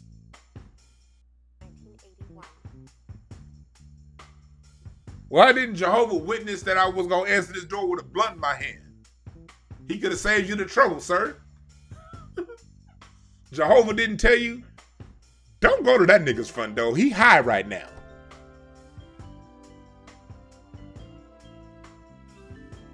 I don't want to speak to no witness that they Hov didn't witness that. Nigga. But I digress. That's right. 274 listen, 227 likes. I appreciate it, y'all. Appreciate it.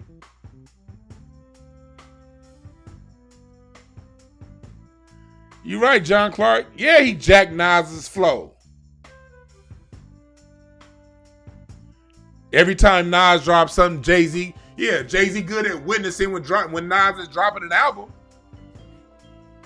He tried that shit this last time, but that Nas shit, King's Disease, that shit was cold. Fish lip motherfucker. I see through bullshit. I know bullshit when I see it. And I still listen to certain Jay-Z music. I like, nigga, I love Girls. I love the Blueprint 3, but hell, Jehovah, Jay-Z witnessed an album already being named The Blueprint and named his shit The Blueprint. Status chasing motherfucker, you.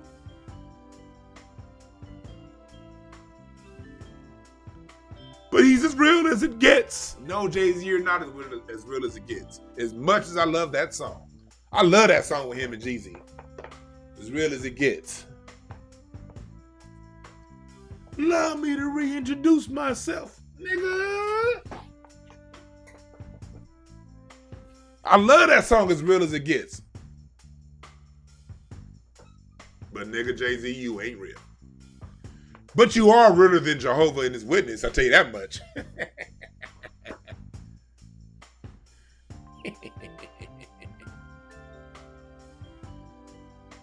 Yeah. What y'all talking about here in the chat room?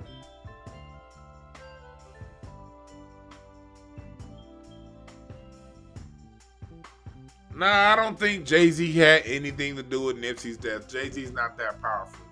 Jay-Z's a pawn. He's a pawn. He has low-level power. He ain't got the power to take nobody out and get away with it. No, he don't. White supremacy took out Nipsey Hussle. I called that shit before he got... I remember I called Larry January 2019 because that's when Nipsey closed on a deal to buy that building that the Marathon store was housed in.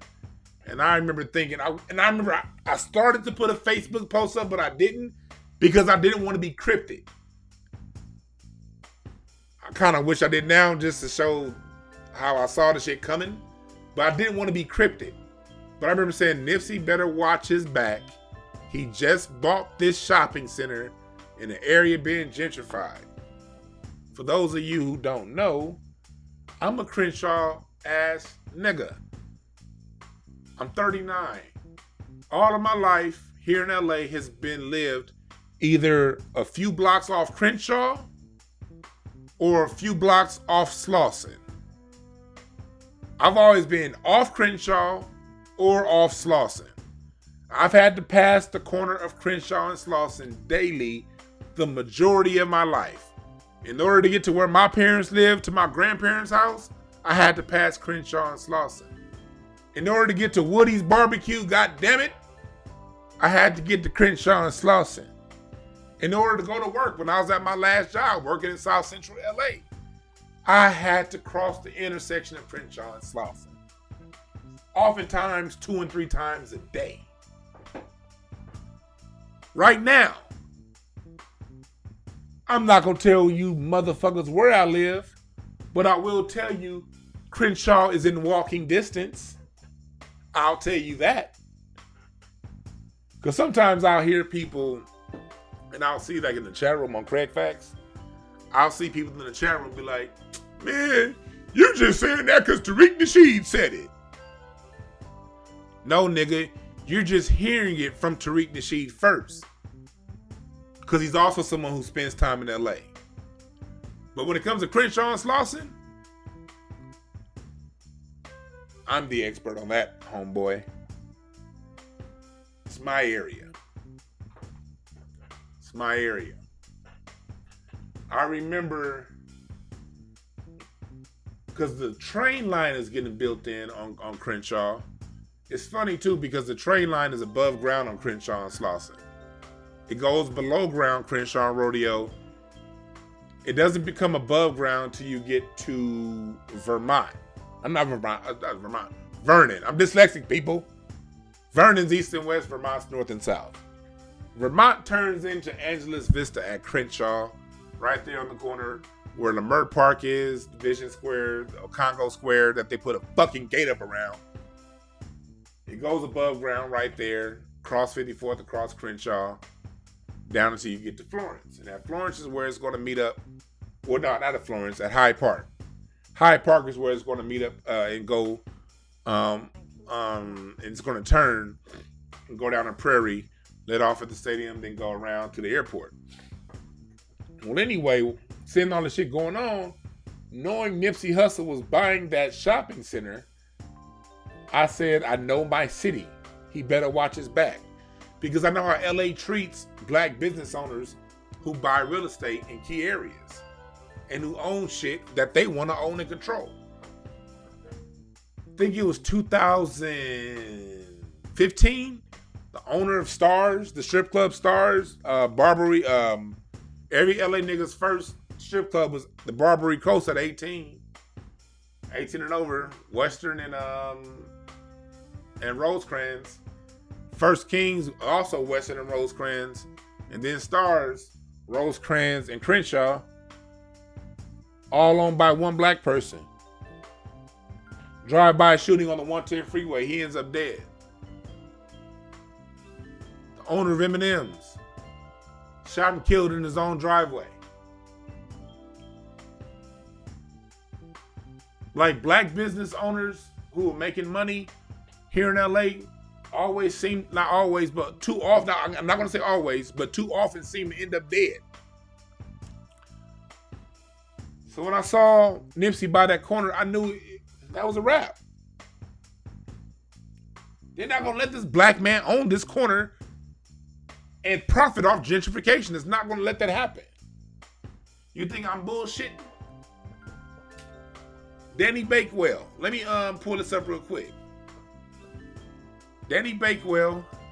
Let me see. Bakewell Properties.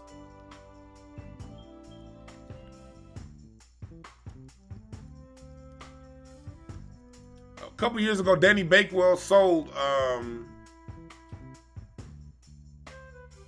Crenshaw and Slauson across the street where the Ralph's is. Let me see if I can find the article. Let me see if I can find the article. If I can pull this shit up for you. Because this is what's going on Crenshaw and Slauson right now.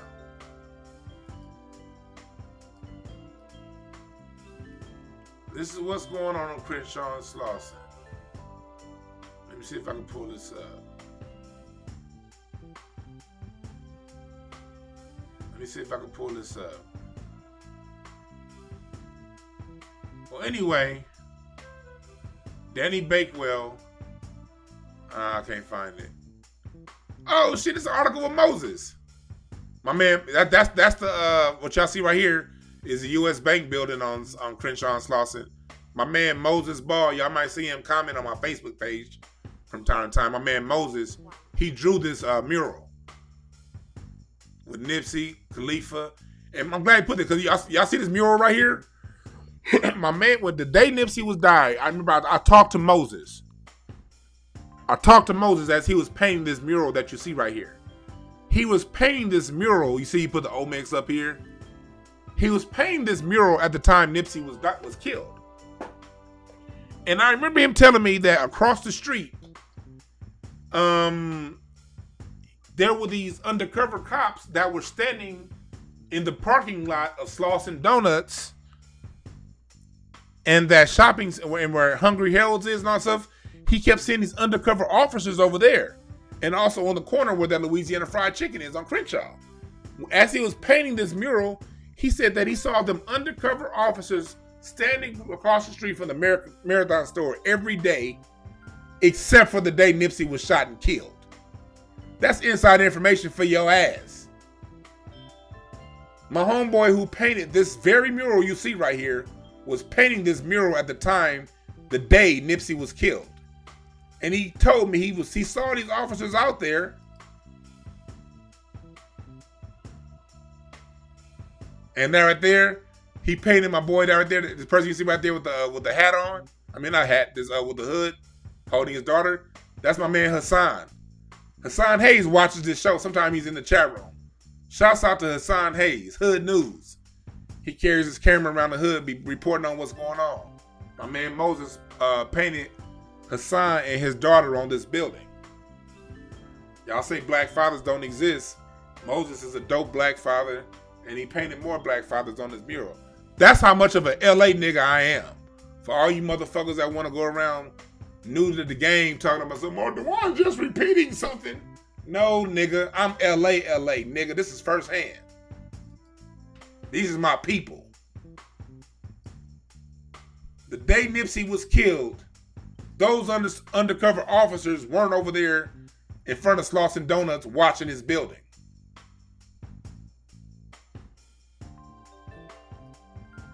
Danny Bakewell, the person who owned that shopping center mall, I cannot find the article because I'm doing this shit off the top of my head, but y'all can look it up. He sold that corner where the Ralph's, y'all know the corner where the Ralph's is And then they got a generic website. Crenshaw. I'm gonna pull this shit up on Google Maps for y'all, so y'all can get a better point of view.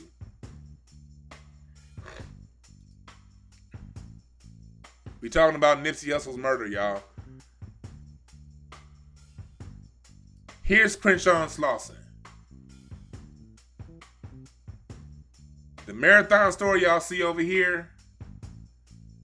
Over here is the Bakewell building.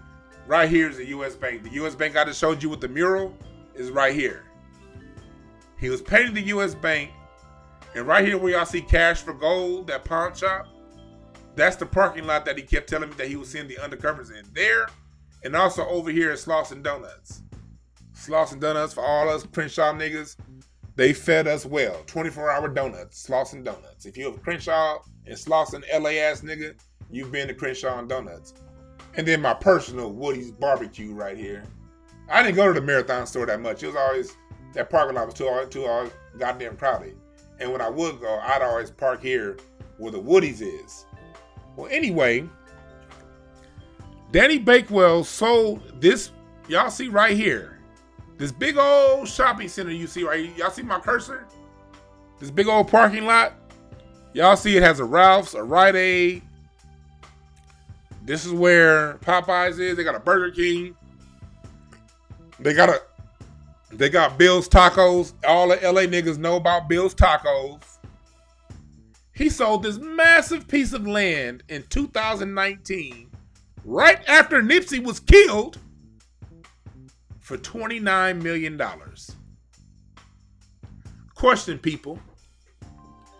If you see a whole railway system being built, if you see the neighborhoods you're in being gentrified, these houses over here that you see right here, in the late 90s, these houses were going for like 150, 125 grand in the late 90s. Economic boom hit 2005.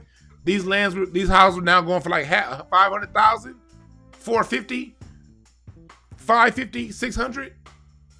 The crash hit in 2008, 2011, 2012. These same houses you see right here, you see with my cursor, these same houses off Bryanhurst were going for like 290 to 400 in between 2011 and 2014. Between 290 and 400 grand for one of these houses. Now in 2021, one of these houses is gonna cost you 1.1 million. 900,000 on the low end for one of these houses now. 1.2 million for these houses now off Bryanhurst. If you a LA nigga, you knew to stay the fuck off Bryanhurst. This area I'm showing y'all right now, this is for you niggas that's into that gang shit. This is 60s neighborhood. For y'all into that shit. I'm an LA nigga, I was never too much into it.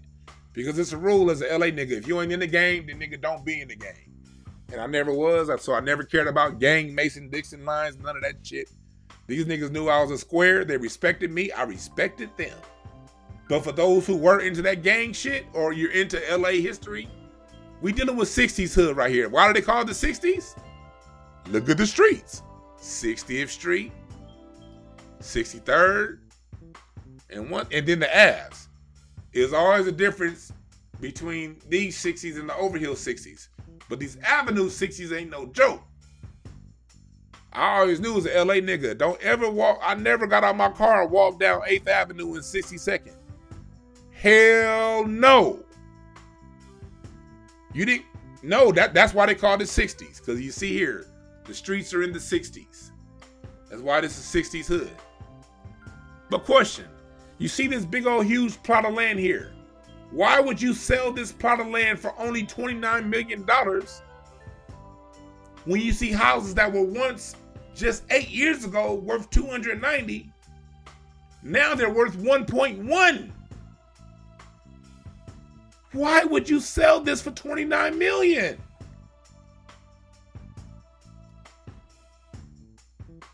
Well, I know why you would sell this big plot of land for 29 million.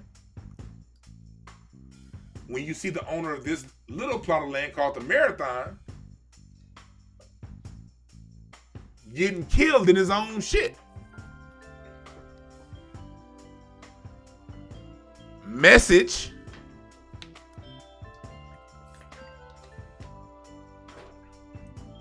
This plot of land that the Bakewell Company owns, that they sold for $29 million, is easily probably worth over 60 now. 2 years later. What is this plot of land gonna be worth when this railway is done? When the stadium is built and the Olympics are here? What do you think that plot of land is gonna be worth? I'm giving y'all some LA geography here, because sometimes people make mistakes saying that Crenshaw is getting gentrified because of the stadium. Not necessarily. You see, the stadium is way over here in Inglewood. The stadium is fucking up Inglewood prices over here. This little green plot of grass right here, you see here's where they're gonna build the Clippers Arena. This is where the stadium is. Y'all see the stadium? Now y'all see the Crenshaw where Nipsey was. So the only reason why you sell a piece of land for $29 million that's gonna be worth $100 million when this train line gets opened up is if you are pressured to sell by the powers that be that run this city. That's what LA niggas mean by Nipsey wasn't killed by no hater. It had to be way more going on. So no, to answer, that was a long way of answering your question. I forgot who asked me that question. But no, Jay-Z didn't have nothing to do with Nipsey dying. Jay-Z's not that powerful. Jay-Z's just a camel-faced front for white billionaires. That's all the fuck he is. He's a front for Russian money, just like Trump. Trump never had all that fucking money. Trump was the face for investors. Jay-Z is the face for investors. Jay-Z's not a powerful person. He's a front face. A very ugly front face with a beautiful wife.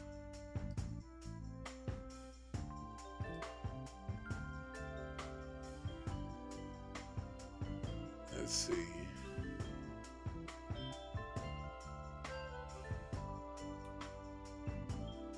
Hey, Zen Master, you don't know LA, man. I'm looking at you, what you said in the chat room. You're like so far off.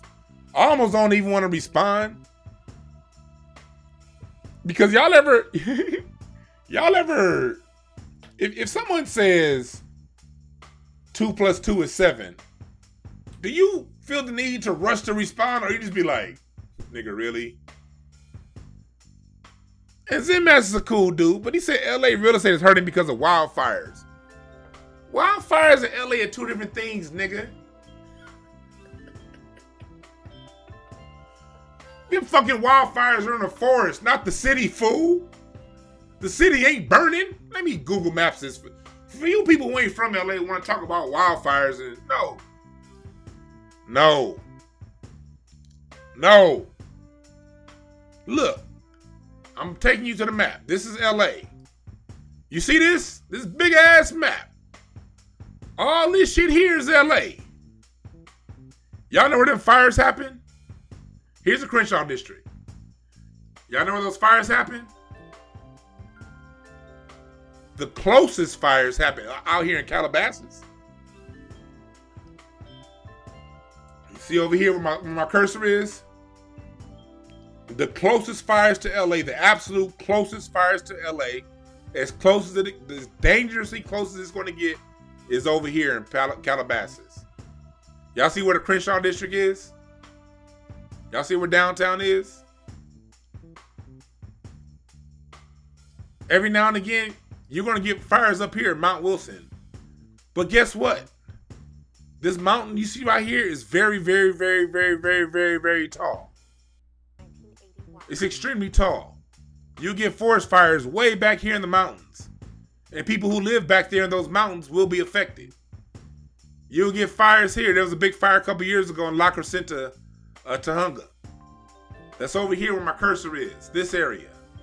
Every few years, you may get fires over here. And these are every few years. The majority of those fires you see happening are way over here.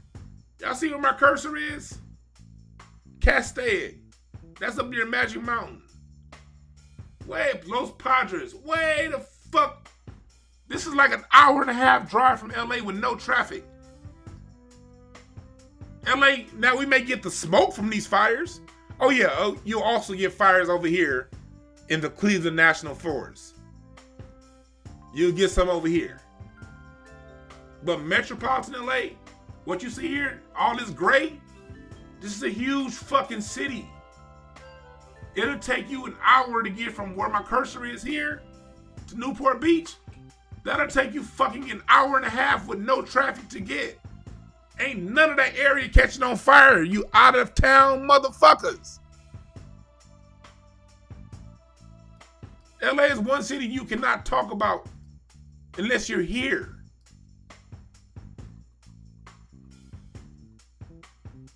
LA real estate is not hurting.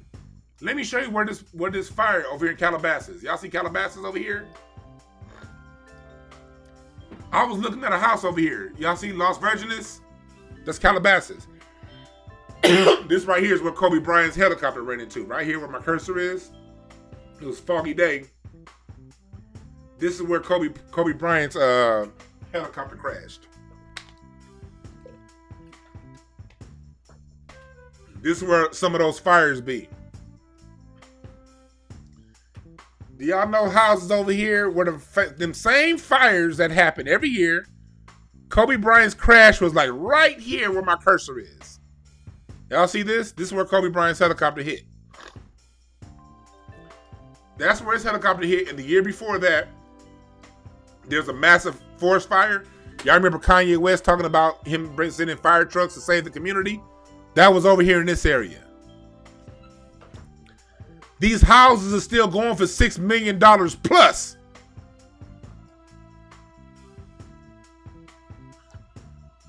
There are $10 million houses up in here. The real estate industry ain't hurting. I personally went looking at a house over here. Just, because I like looking at houses and shit. Gonna get one day, pretty soon. I was looking at a house in this area. It was going for $4.6 million. This area right next to it was on fire last summer. These forest fires ain't stopping shit when it comes to housing values out here, brother.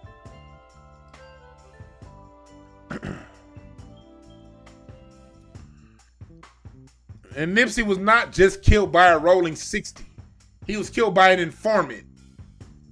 The same way, what's his name was killed, Fred Hampton was killed by an informant. Y'all saw Judas and the Black Messiah. And I will do a breakdown on that movie pretty soon. I had a lot of you request I do a breakdown on Judas and the Black Messiah. I will do a breakdown of Judas and the Black Messiah. Just not now.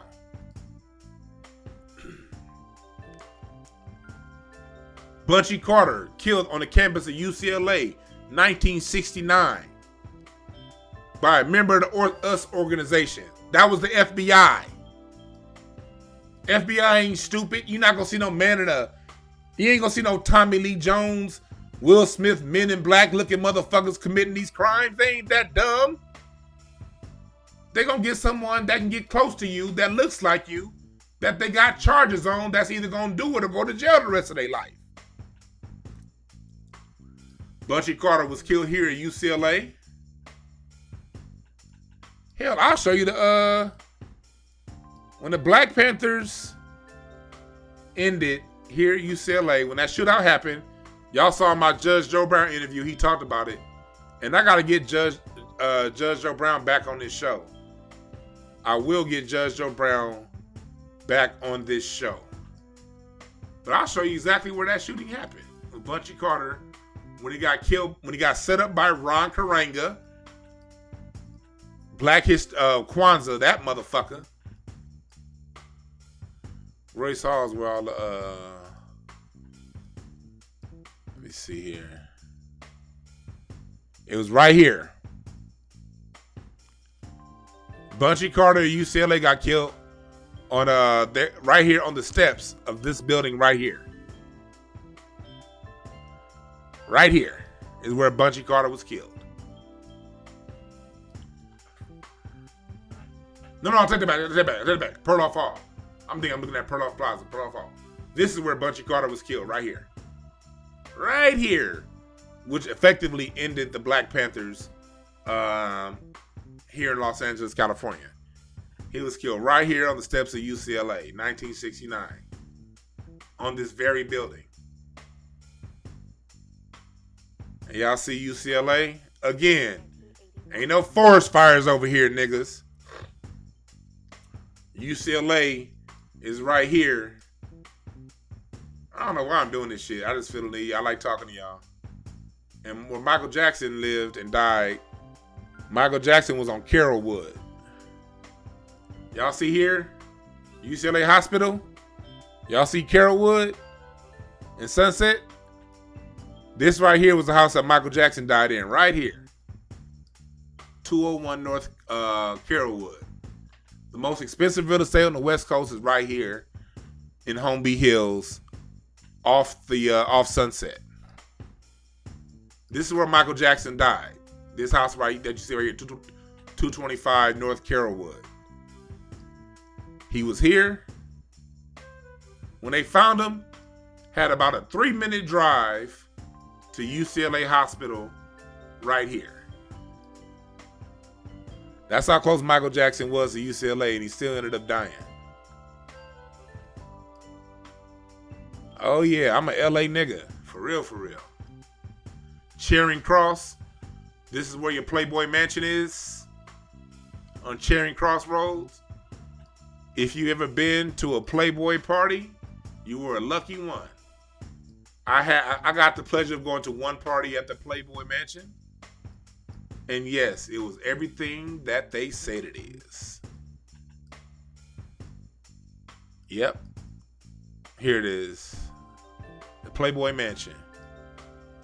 Boy. The parties at the Playboy Mansion. And then the manor right here. Spelling Manor. This is the most expensive piece of real estate sold in the West Coast. $161 million. $161 million. Aaron Spelling, the creator of a lot of those 90s, 90210 and all them shows. Tori Spelling's dad, that was his crib. Just a quick little tour of LA.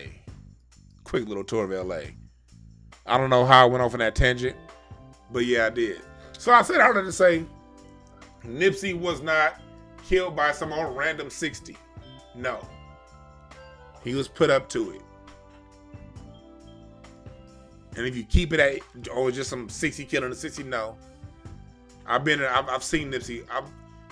Part of growing up in LA on passing Slauson and Overhill is, I'm showing y'all where my parents' house is. Let me get the fuck away. Not about to show y'all that. But let's just say I spent a lot of time over here in the Crenshaw district. And I know the dynamics of what went on over there with Nipsey. And the whole story about him getting killed by a random hater does not fly for anybody who knows that terrain and that area.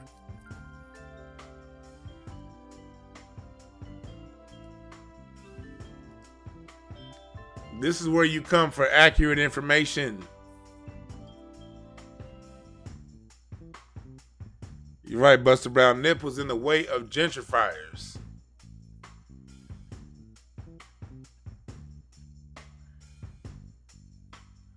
No, Crips don't randomly do. What I'm saying is this. The position Nip was in, people don't randomly do shit to Nip the way that he was moving throughout the city. The peace treaties that he was making throughout the city, that doesn't happen. There are total consequences for doing that to somebody like Nip. You had to be put on by the real gangsters of LA, and that's the LAPD, to do that.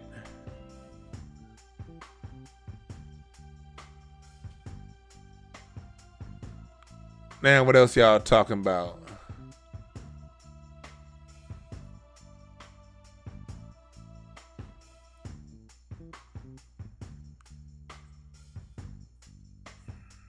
Talking about people fleeing California, man.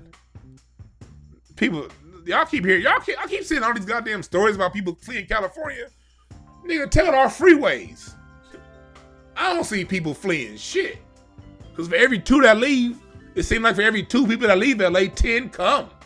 I wish people would flee California. Get the fuck out of here. Leave. California's gotten very expensive, so people are leaving. But they're being replaced by new people. That's the part they ain't telling y'all.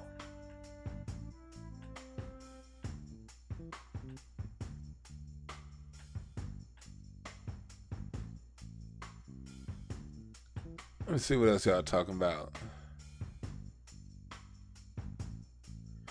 LA's glory days have only passed for people who left LA. LA's glory days are still here for me. They're great. Shit, I don't know what you talking about. It's 73 degrees today. And sunny. What the hell you mean LA's glory days have passed? Shit. No, the fuck they ain't. Oh, thank you, Photoculture for the Cash App donation. I appreciate that.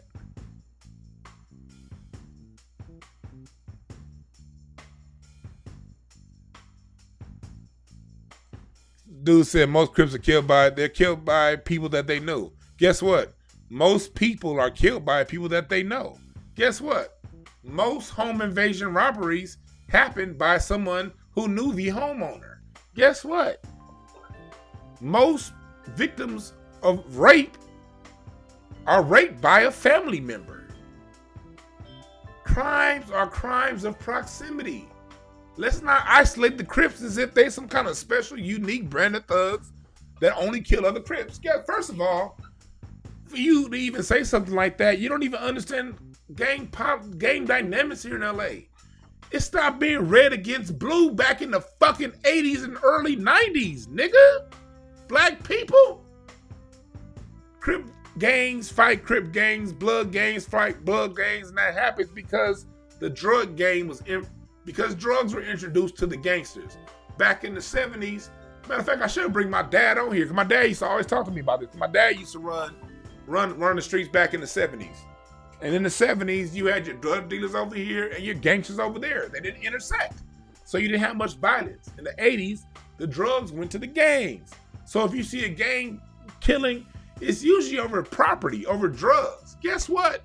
When dealing with an underground economy, no matter the race of the people, no matter what set that they claim, if the economy is built on underground means of distribution of wealth, that means if something happens, you cannot call the police to bring justice to whatever wrong that was done. That means the people have to police themselves. And when people police themselves, guess what they do? Unfortunately, they kill each other. So yeah, you may see a Crip kill another Crip. Usually it's over some business. Most of the time. Or maybe one of the dudes fucked this nigga's girl. People been getting killed over fucking the wrong bitch since day one. I remember when that 100 days and 100 nights thing that they were talking about. I don't know if y'all ain't from LA, but in LA, there was this whole massive propaganda thing going on back in like 2016, 2015, sometime back then, where they said there was a memo put out to where there was going to be 100 killings in 100 days. And the news ran this whole thing about 100 days, 100 killings. Well, one of the kids that I worked with at the time, and that was over here, since I got the map up, that kid lived over in this area. Broadway and Century. Mind you, I told you, I made all my money. I've made my bones, and I've got my expertise here in the ghetto, in the hood. I'm a real hood nigga, but I'm just not hood. I'm a hood nigga that's not hood at all. That kid lived over in this area. Anybody who knows Colden knows it ain't shit over there on Colden. Well, the kid was over here. He had an older brother who got shot. Later, I saw that kid that morning over here in this area where my cursor is. Later on that morning, that kid's older brother got shot over here off Normandy. Where my cursor is, where you see this DNS market, that kid, older brother got shot over here later on that day. Well, when I saw the news, they said the shooting was around the 100 days, 100 nights. Young black child gets shot. He didn't get killed, thank God. He just got shot in the ankle. On the news, there's a big old story about another shooting dedicated to 100 days, 100 nights. I call the kid that I work with, because I also do grief counseling to see if he's okay about his brother getting shot. And he's like, yeah, my brother got shot. I was like, so was that 100 days, 100 nights? I talked to the kid's mom. The mom was like, no, that wasn't no 100 days, 100 nights. He was in there, he got caught sleeping with this other dude's girlfriend. Tried to hop out the window and got shot in the ankle.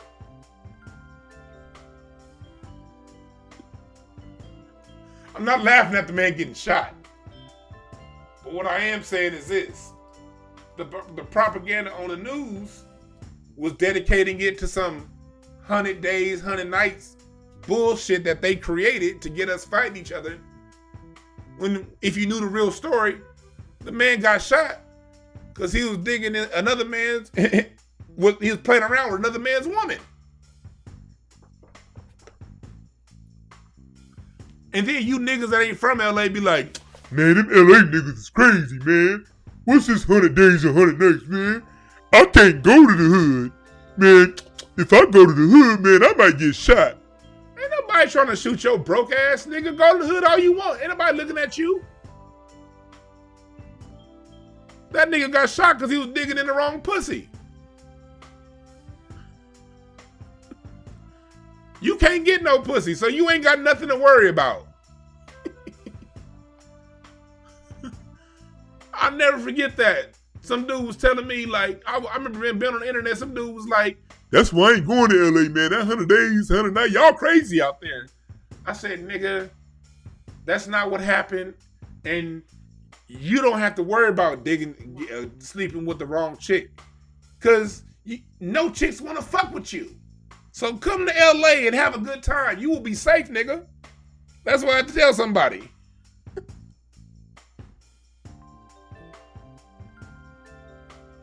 Yeah.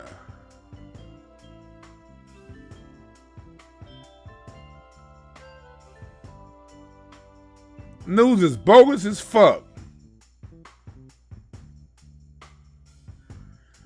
The whole country is expensive relative to your income. Yeah, LA is expensive, but shit, nigga, make more money then. That's all.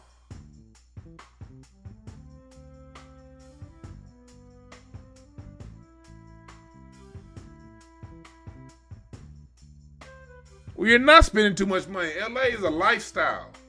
If you ain't from here, you don't understand. No, I'm not about, why would I move down south and get a house for what rent is out here? Why would I move and get a house and have nothing to do? Nowhere to go. Be bored. You move somewhere else? Okay, now your property taxes are higher. You move somewhere else, now they make less money over there than you make over here. I ain't got time for that shit. Nigga, I love the beach. Anytime it crosses 75 degrees, which is often, I take my bike down to the beach and get a good 10-mile beach bike ride in. You can't do that shit in St. Louis. You crazy, leave LA. When this coronavirus ain't going on, I'm a concert person. Every major act in the world tours LA. As much concerts as I like going to, the Hollywood Bowl.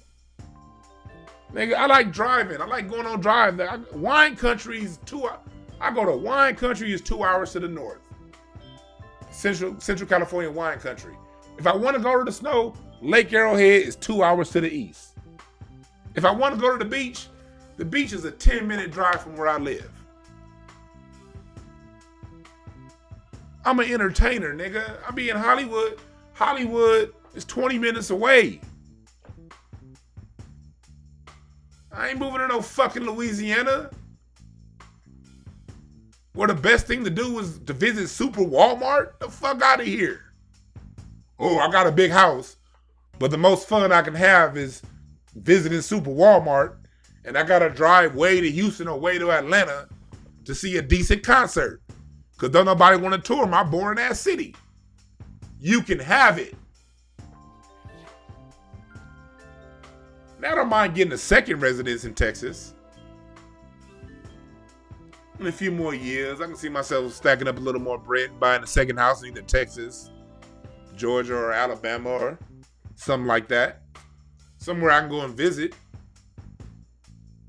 But you niggas be talking about these nice ass houses y'all have. You better have a nice house. It ain't shit else to do. Fuck out of here. Leave LA because it's too expensive. No, nigga, I'll just make more money.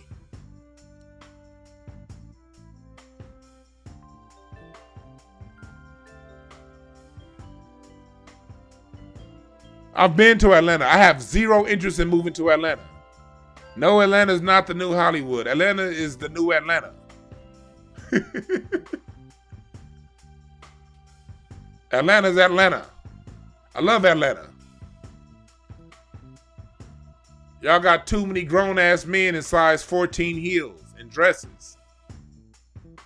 Something wrong with y'all water down in Atlanta. I'm good. Atlanta's landlocked.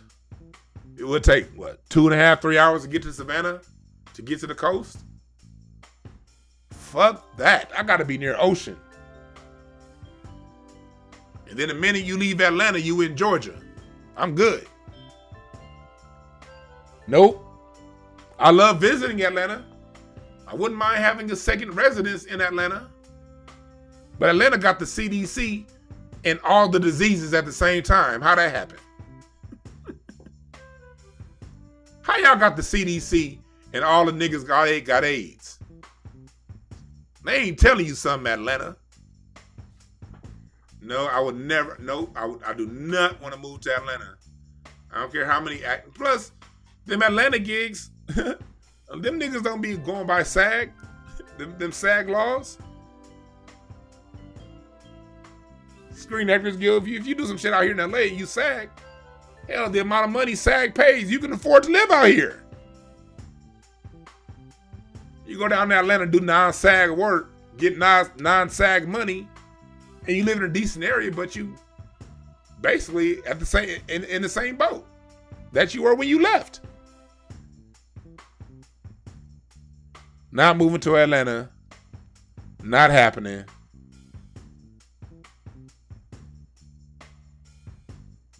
This nigga said Atlanta equals Sodom and Gomorrah. Hell yeah. Nope, not doing it. And that was funny. Original thought. That was funny. You're right, Atlanta air smell funny. Atlanta smells like dirty perineums. Y'all know the perineum? That little ridge between the balls and the asshole. That's how Atlanta smell, because all the niggas is walking around tooting their asses up with each other. I'm good. He said SAG is why Terry Crews got molested. Terry Crews got molested because Terry Crews is a hoe. That's why he got molested. And not SAG, it's because he's an ag. I'm not going to say the word.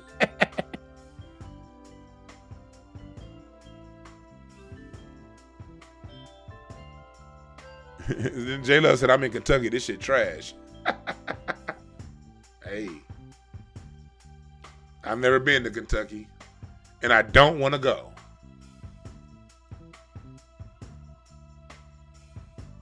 So, yeah. That's all I want. I've been going with y'all 2 hours and 40 minutes. I gotta finish my website. Shit. Go to hotepish.com/apparel. Get all the dope t-shirts, man. There's a lot of y'all been saying you gonna get one. Let today be the day that you get one. Donate to the Cash App if you feel so inclined. And if you don't feel so inclined, that's cool too. Shit, I don't give a fuck. Just want you to be happy with whatever you do. Whether you buy a t-shirt, whether you donate, I just want you to do it in good consciousness and make sure it's something that's in alignment with yourself. Remember, my website is coming up pretty soon. I'm gonna have all my products and all my shit ready to go pretty soon. My online classes. Let me know if y'all ready. I have my relationship coaching stuff going on. And when I say relationship coaching, no, I am not like, I do not talk about the same shit as a Jason Black or a Kevin Samuels. If you want to know, if you're single and you want to know what it is, why you single and all that stuff, go to the singles people. I ain't been single in a long time, so I can't talk to you about what to do. But what I can do is I can help you with relationships, whether that be your relationship with a significant other, your relationship with your children, and most importantly, your relationship with yourself. Because all relationships that you have in life start with the relationships that you have with yourself. So yeah, I'm getting my website rebuilt and back up. Like I said, it's another one of my quotes. The most important relationship in life is your relationship with yourself. That's what I help teach. And I'm not going to have this pen with this white man's hand back there either. Again, I'm putting the website together, people. I'm just showing y'all the preview. It's not done. No time to waste my new book. That'll be up pretty soon. A self-motivation guidebook. The reason why I wrote a self-motivation guidebook first is because, like I said before, all things in life start with the self. You cannot get any external thing you want and be in good peace if you are not first at peace with yourself. You can be married, but it ain't gonna be fun unless you at peace with yourself. All relationships, all fruitful, all good relationships start with your relationship with self. So I had that book. I'm gonna do a presentation on that book when it's ready to be released. And I'm also gonna have my workshops around that. Y'all see here, y'all see this. I'm good. I'm changing some of these pictures up. Parent-child communication, workshops, low-cost webinars, personal relationship coaching, all that shit. This is the company that I started based on my years working in corporate America, giving them the same shit for free. Well, not for free. Well, damn near was for free. The pennies they was paying me, I was doing this under them. And I said, why am I gonna keep this white company making all this money when I can do, when I'm the hookup, I'm the one doing this shit. So I left that company and created my own. Buy in, don't drop out. This is a program that I created to help people. It started in the school system, having so many kids that were dropping out, teaching them how to buy in to schools so that they don't drop out. And my buy-in dropout program wasn't something to say, hey, go to school, get a college education. No.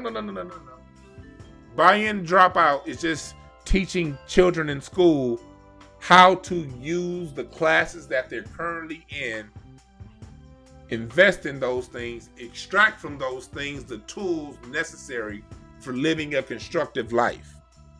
Why are you in math? Well, let me explain to you why you're in math and how math is going to help you as you become an adult. English, history. That's what my buy in, don't drop out program started as. Now, I've expanded it to each other, to work relationships. Buy into one another. Buy into yourself. Don't drop out. Don't kill yourself. I've dealt with a lot of suicide. I've had people, none of my personal clients have committed suicide, but I've dealt with a lot of clients with suicidal ideologies and suicidal tendencies. So my buy out, drop out program is also a program that I created dealing with suicidal teens and their tips and tricks that I've learned over the years on helping these teenagers and helping these people buy into who they are, learn who they really are so that they don't drop out of life. I'm not some internet blabber. I'm a real nigga that's really been doing this work. So yeah, the website is not up yet. It's going to be live pretty soon, but I'm giving y'all a preview of it just so y'all can get a little more into who I am as a person outside of this internet shit and what I really do. And this information through my company I created and through the years I worked for other people leading up to this company, all of this goes into my points of views and me running my mouth the way I do on this show because I have a whole fuck ton of experience. And I just speak from my experience. I don't speak on shit that I don't know. I speak on what I do know. And the little bit that I do know, I tend to speak very well on those few little things. No, I'm not moving to Vegas either. Vegas is landlocked, and y'all depend on Lake Mead for water, and so does Phoenix. Two big ass cities depending on one lake for water. I'm good. And Vegas ain't shit when you leave the strip. I love the strip. The minute you leave the strip, some nice dope ass houses, but it's a yawn fest. I can't get on my bike and ride my bike down the beach in Vegas. No, I'm not about to be going down Tropicana Boulevard when it's 127 degrees outside. Not happening. I love to visit Vegas. I will go to the Caesars Palace pool parties. Nigga, I will gamble at the Red Rock and at Bally's. And I'm taking my ass inside the casino. Niggas y'all get cheap ass rent moving to another cities. And the same amount of money you were saving on rent, you paying in utility bills, gas and heat, and electricity. No, I'm good. You don't need air conditioning in LA. Just open the fucking window and get a breeze. Turn the fan on, you good.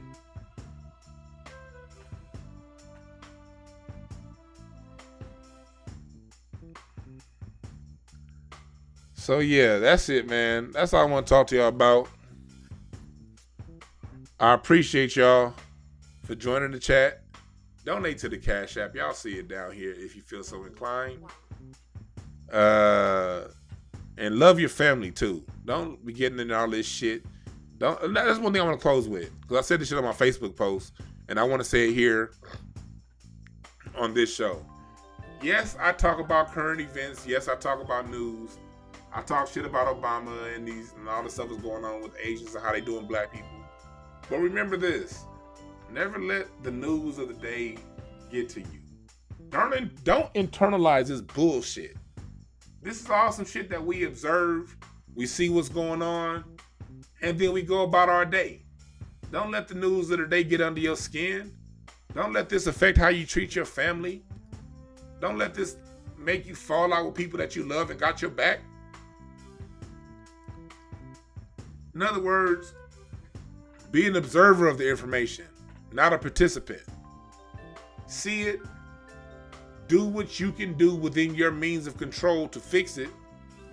Whatever you can't control, be okay with that because you literally can't do shit about it anyway. And use what you have out here to grow. Grow individually and grow collectively as a community and as a family. That's what we do this information for. We pass information so that we can be aware, base our political and business decisions and life decisions based off of the information that we have, while at the same time not feeling like, not letting this information make you depressed. Don't let this shit depress you. Don't let this shit make you feel bad. Don't let it make you feel down. Fuck all that. You ain't got time to be feeling down from some hoe ass information. Nigga, be you. Do you. Love you. Take the information, do something with it. And if you can't do nothing with it, be okay with that. And move on. Don't trip, in other words. That's right, Charlie P. Observe. Don't absorb. Observe. Don't absorb. That was dope. And remember this. There are no perfect messengers. Only perfect messages. For those who are willing to pick up the game. My name is Dwan B. We out.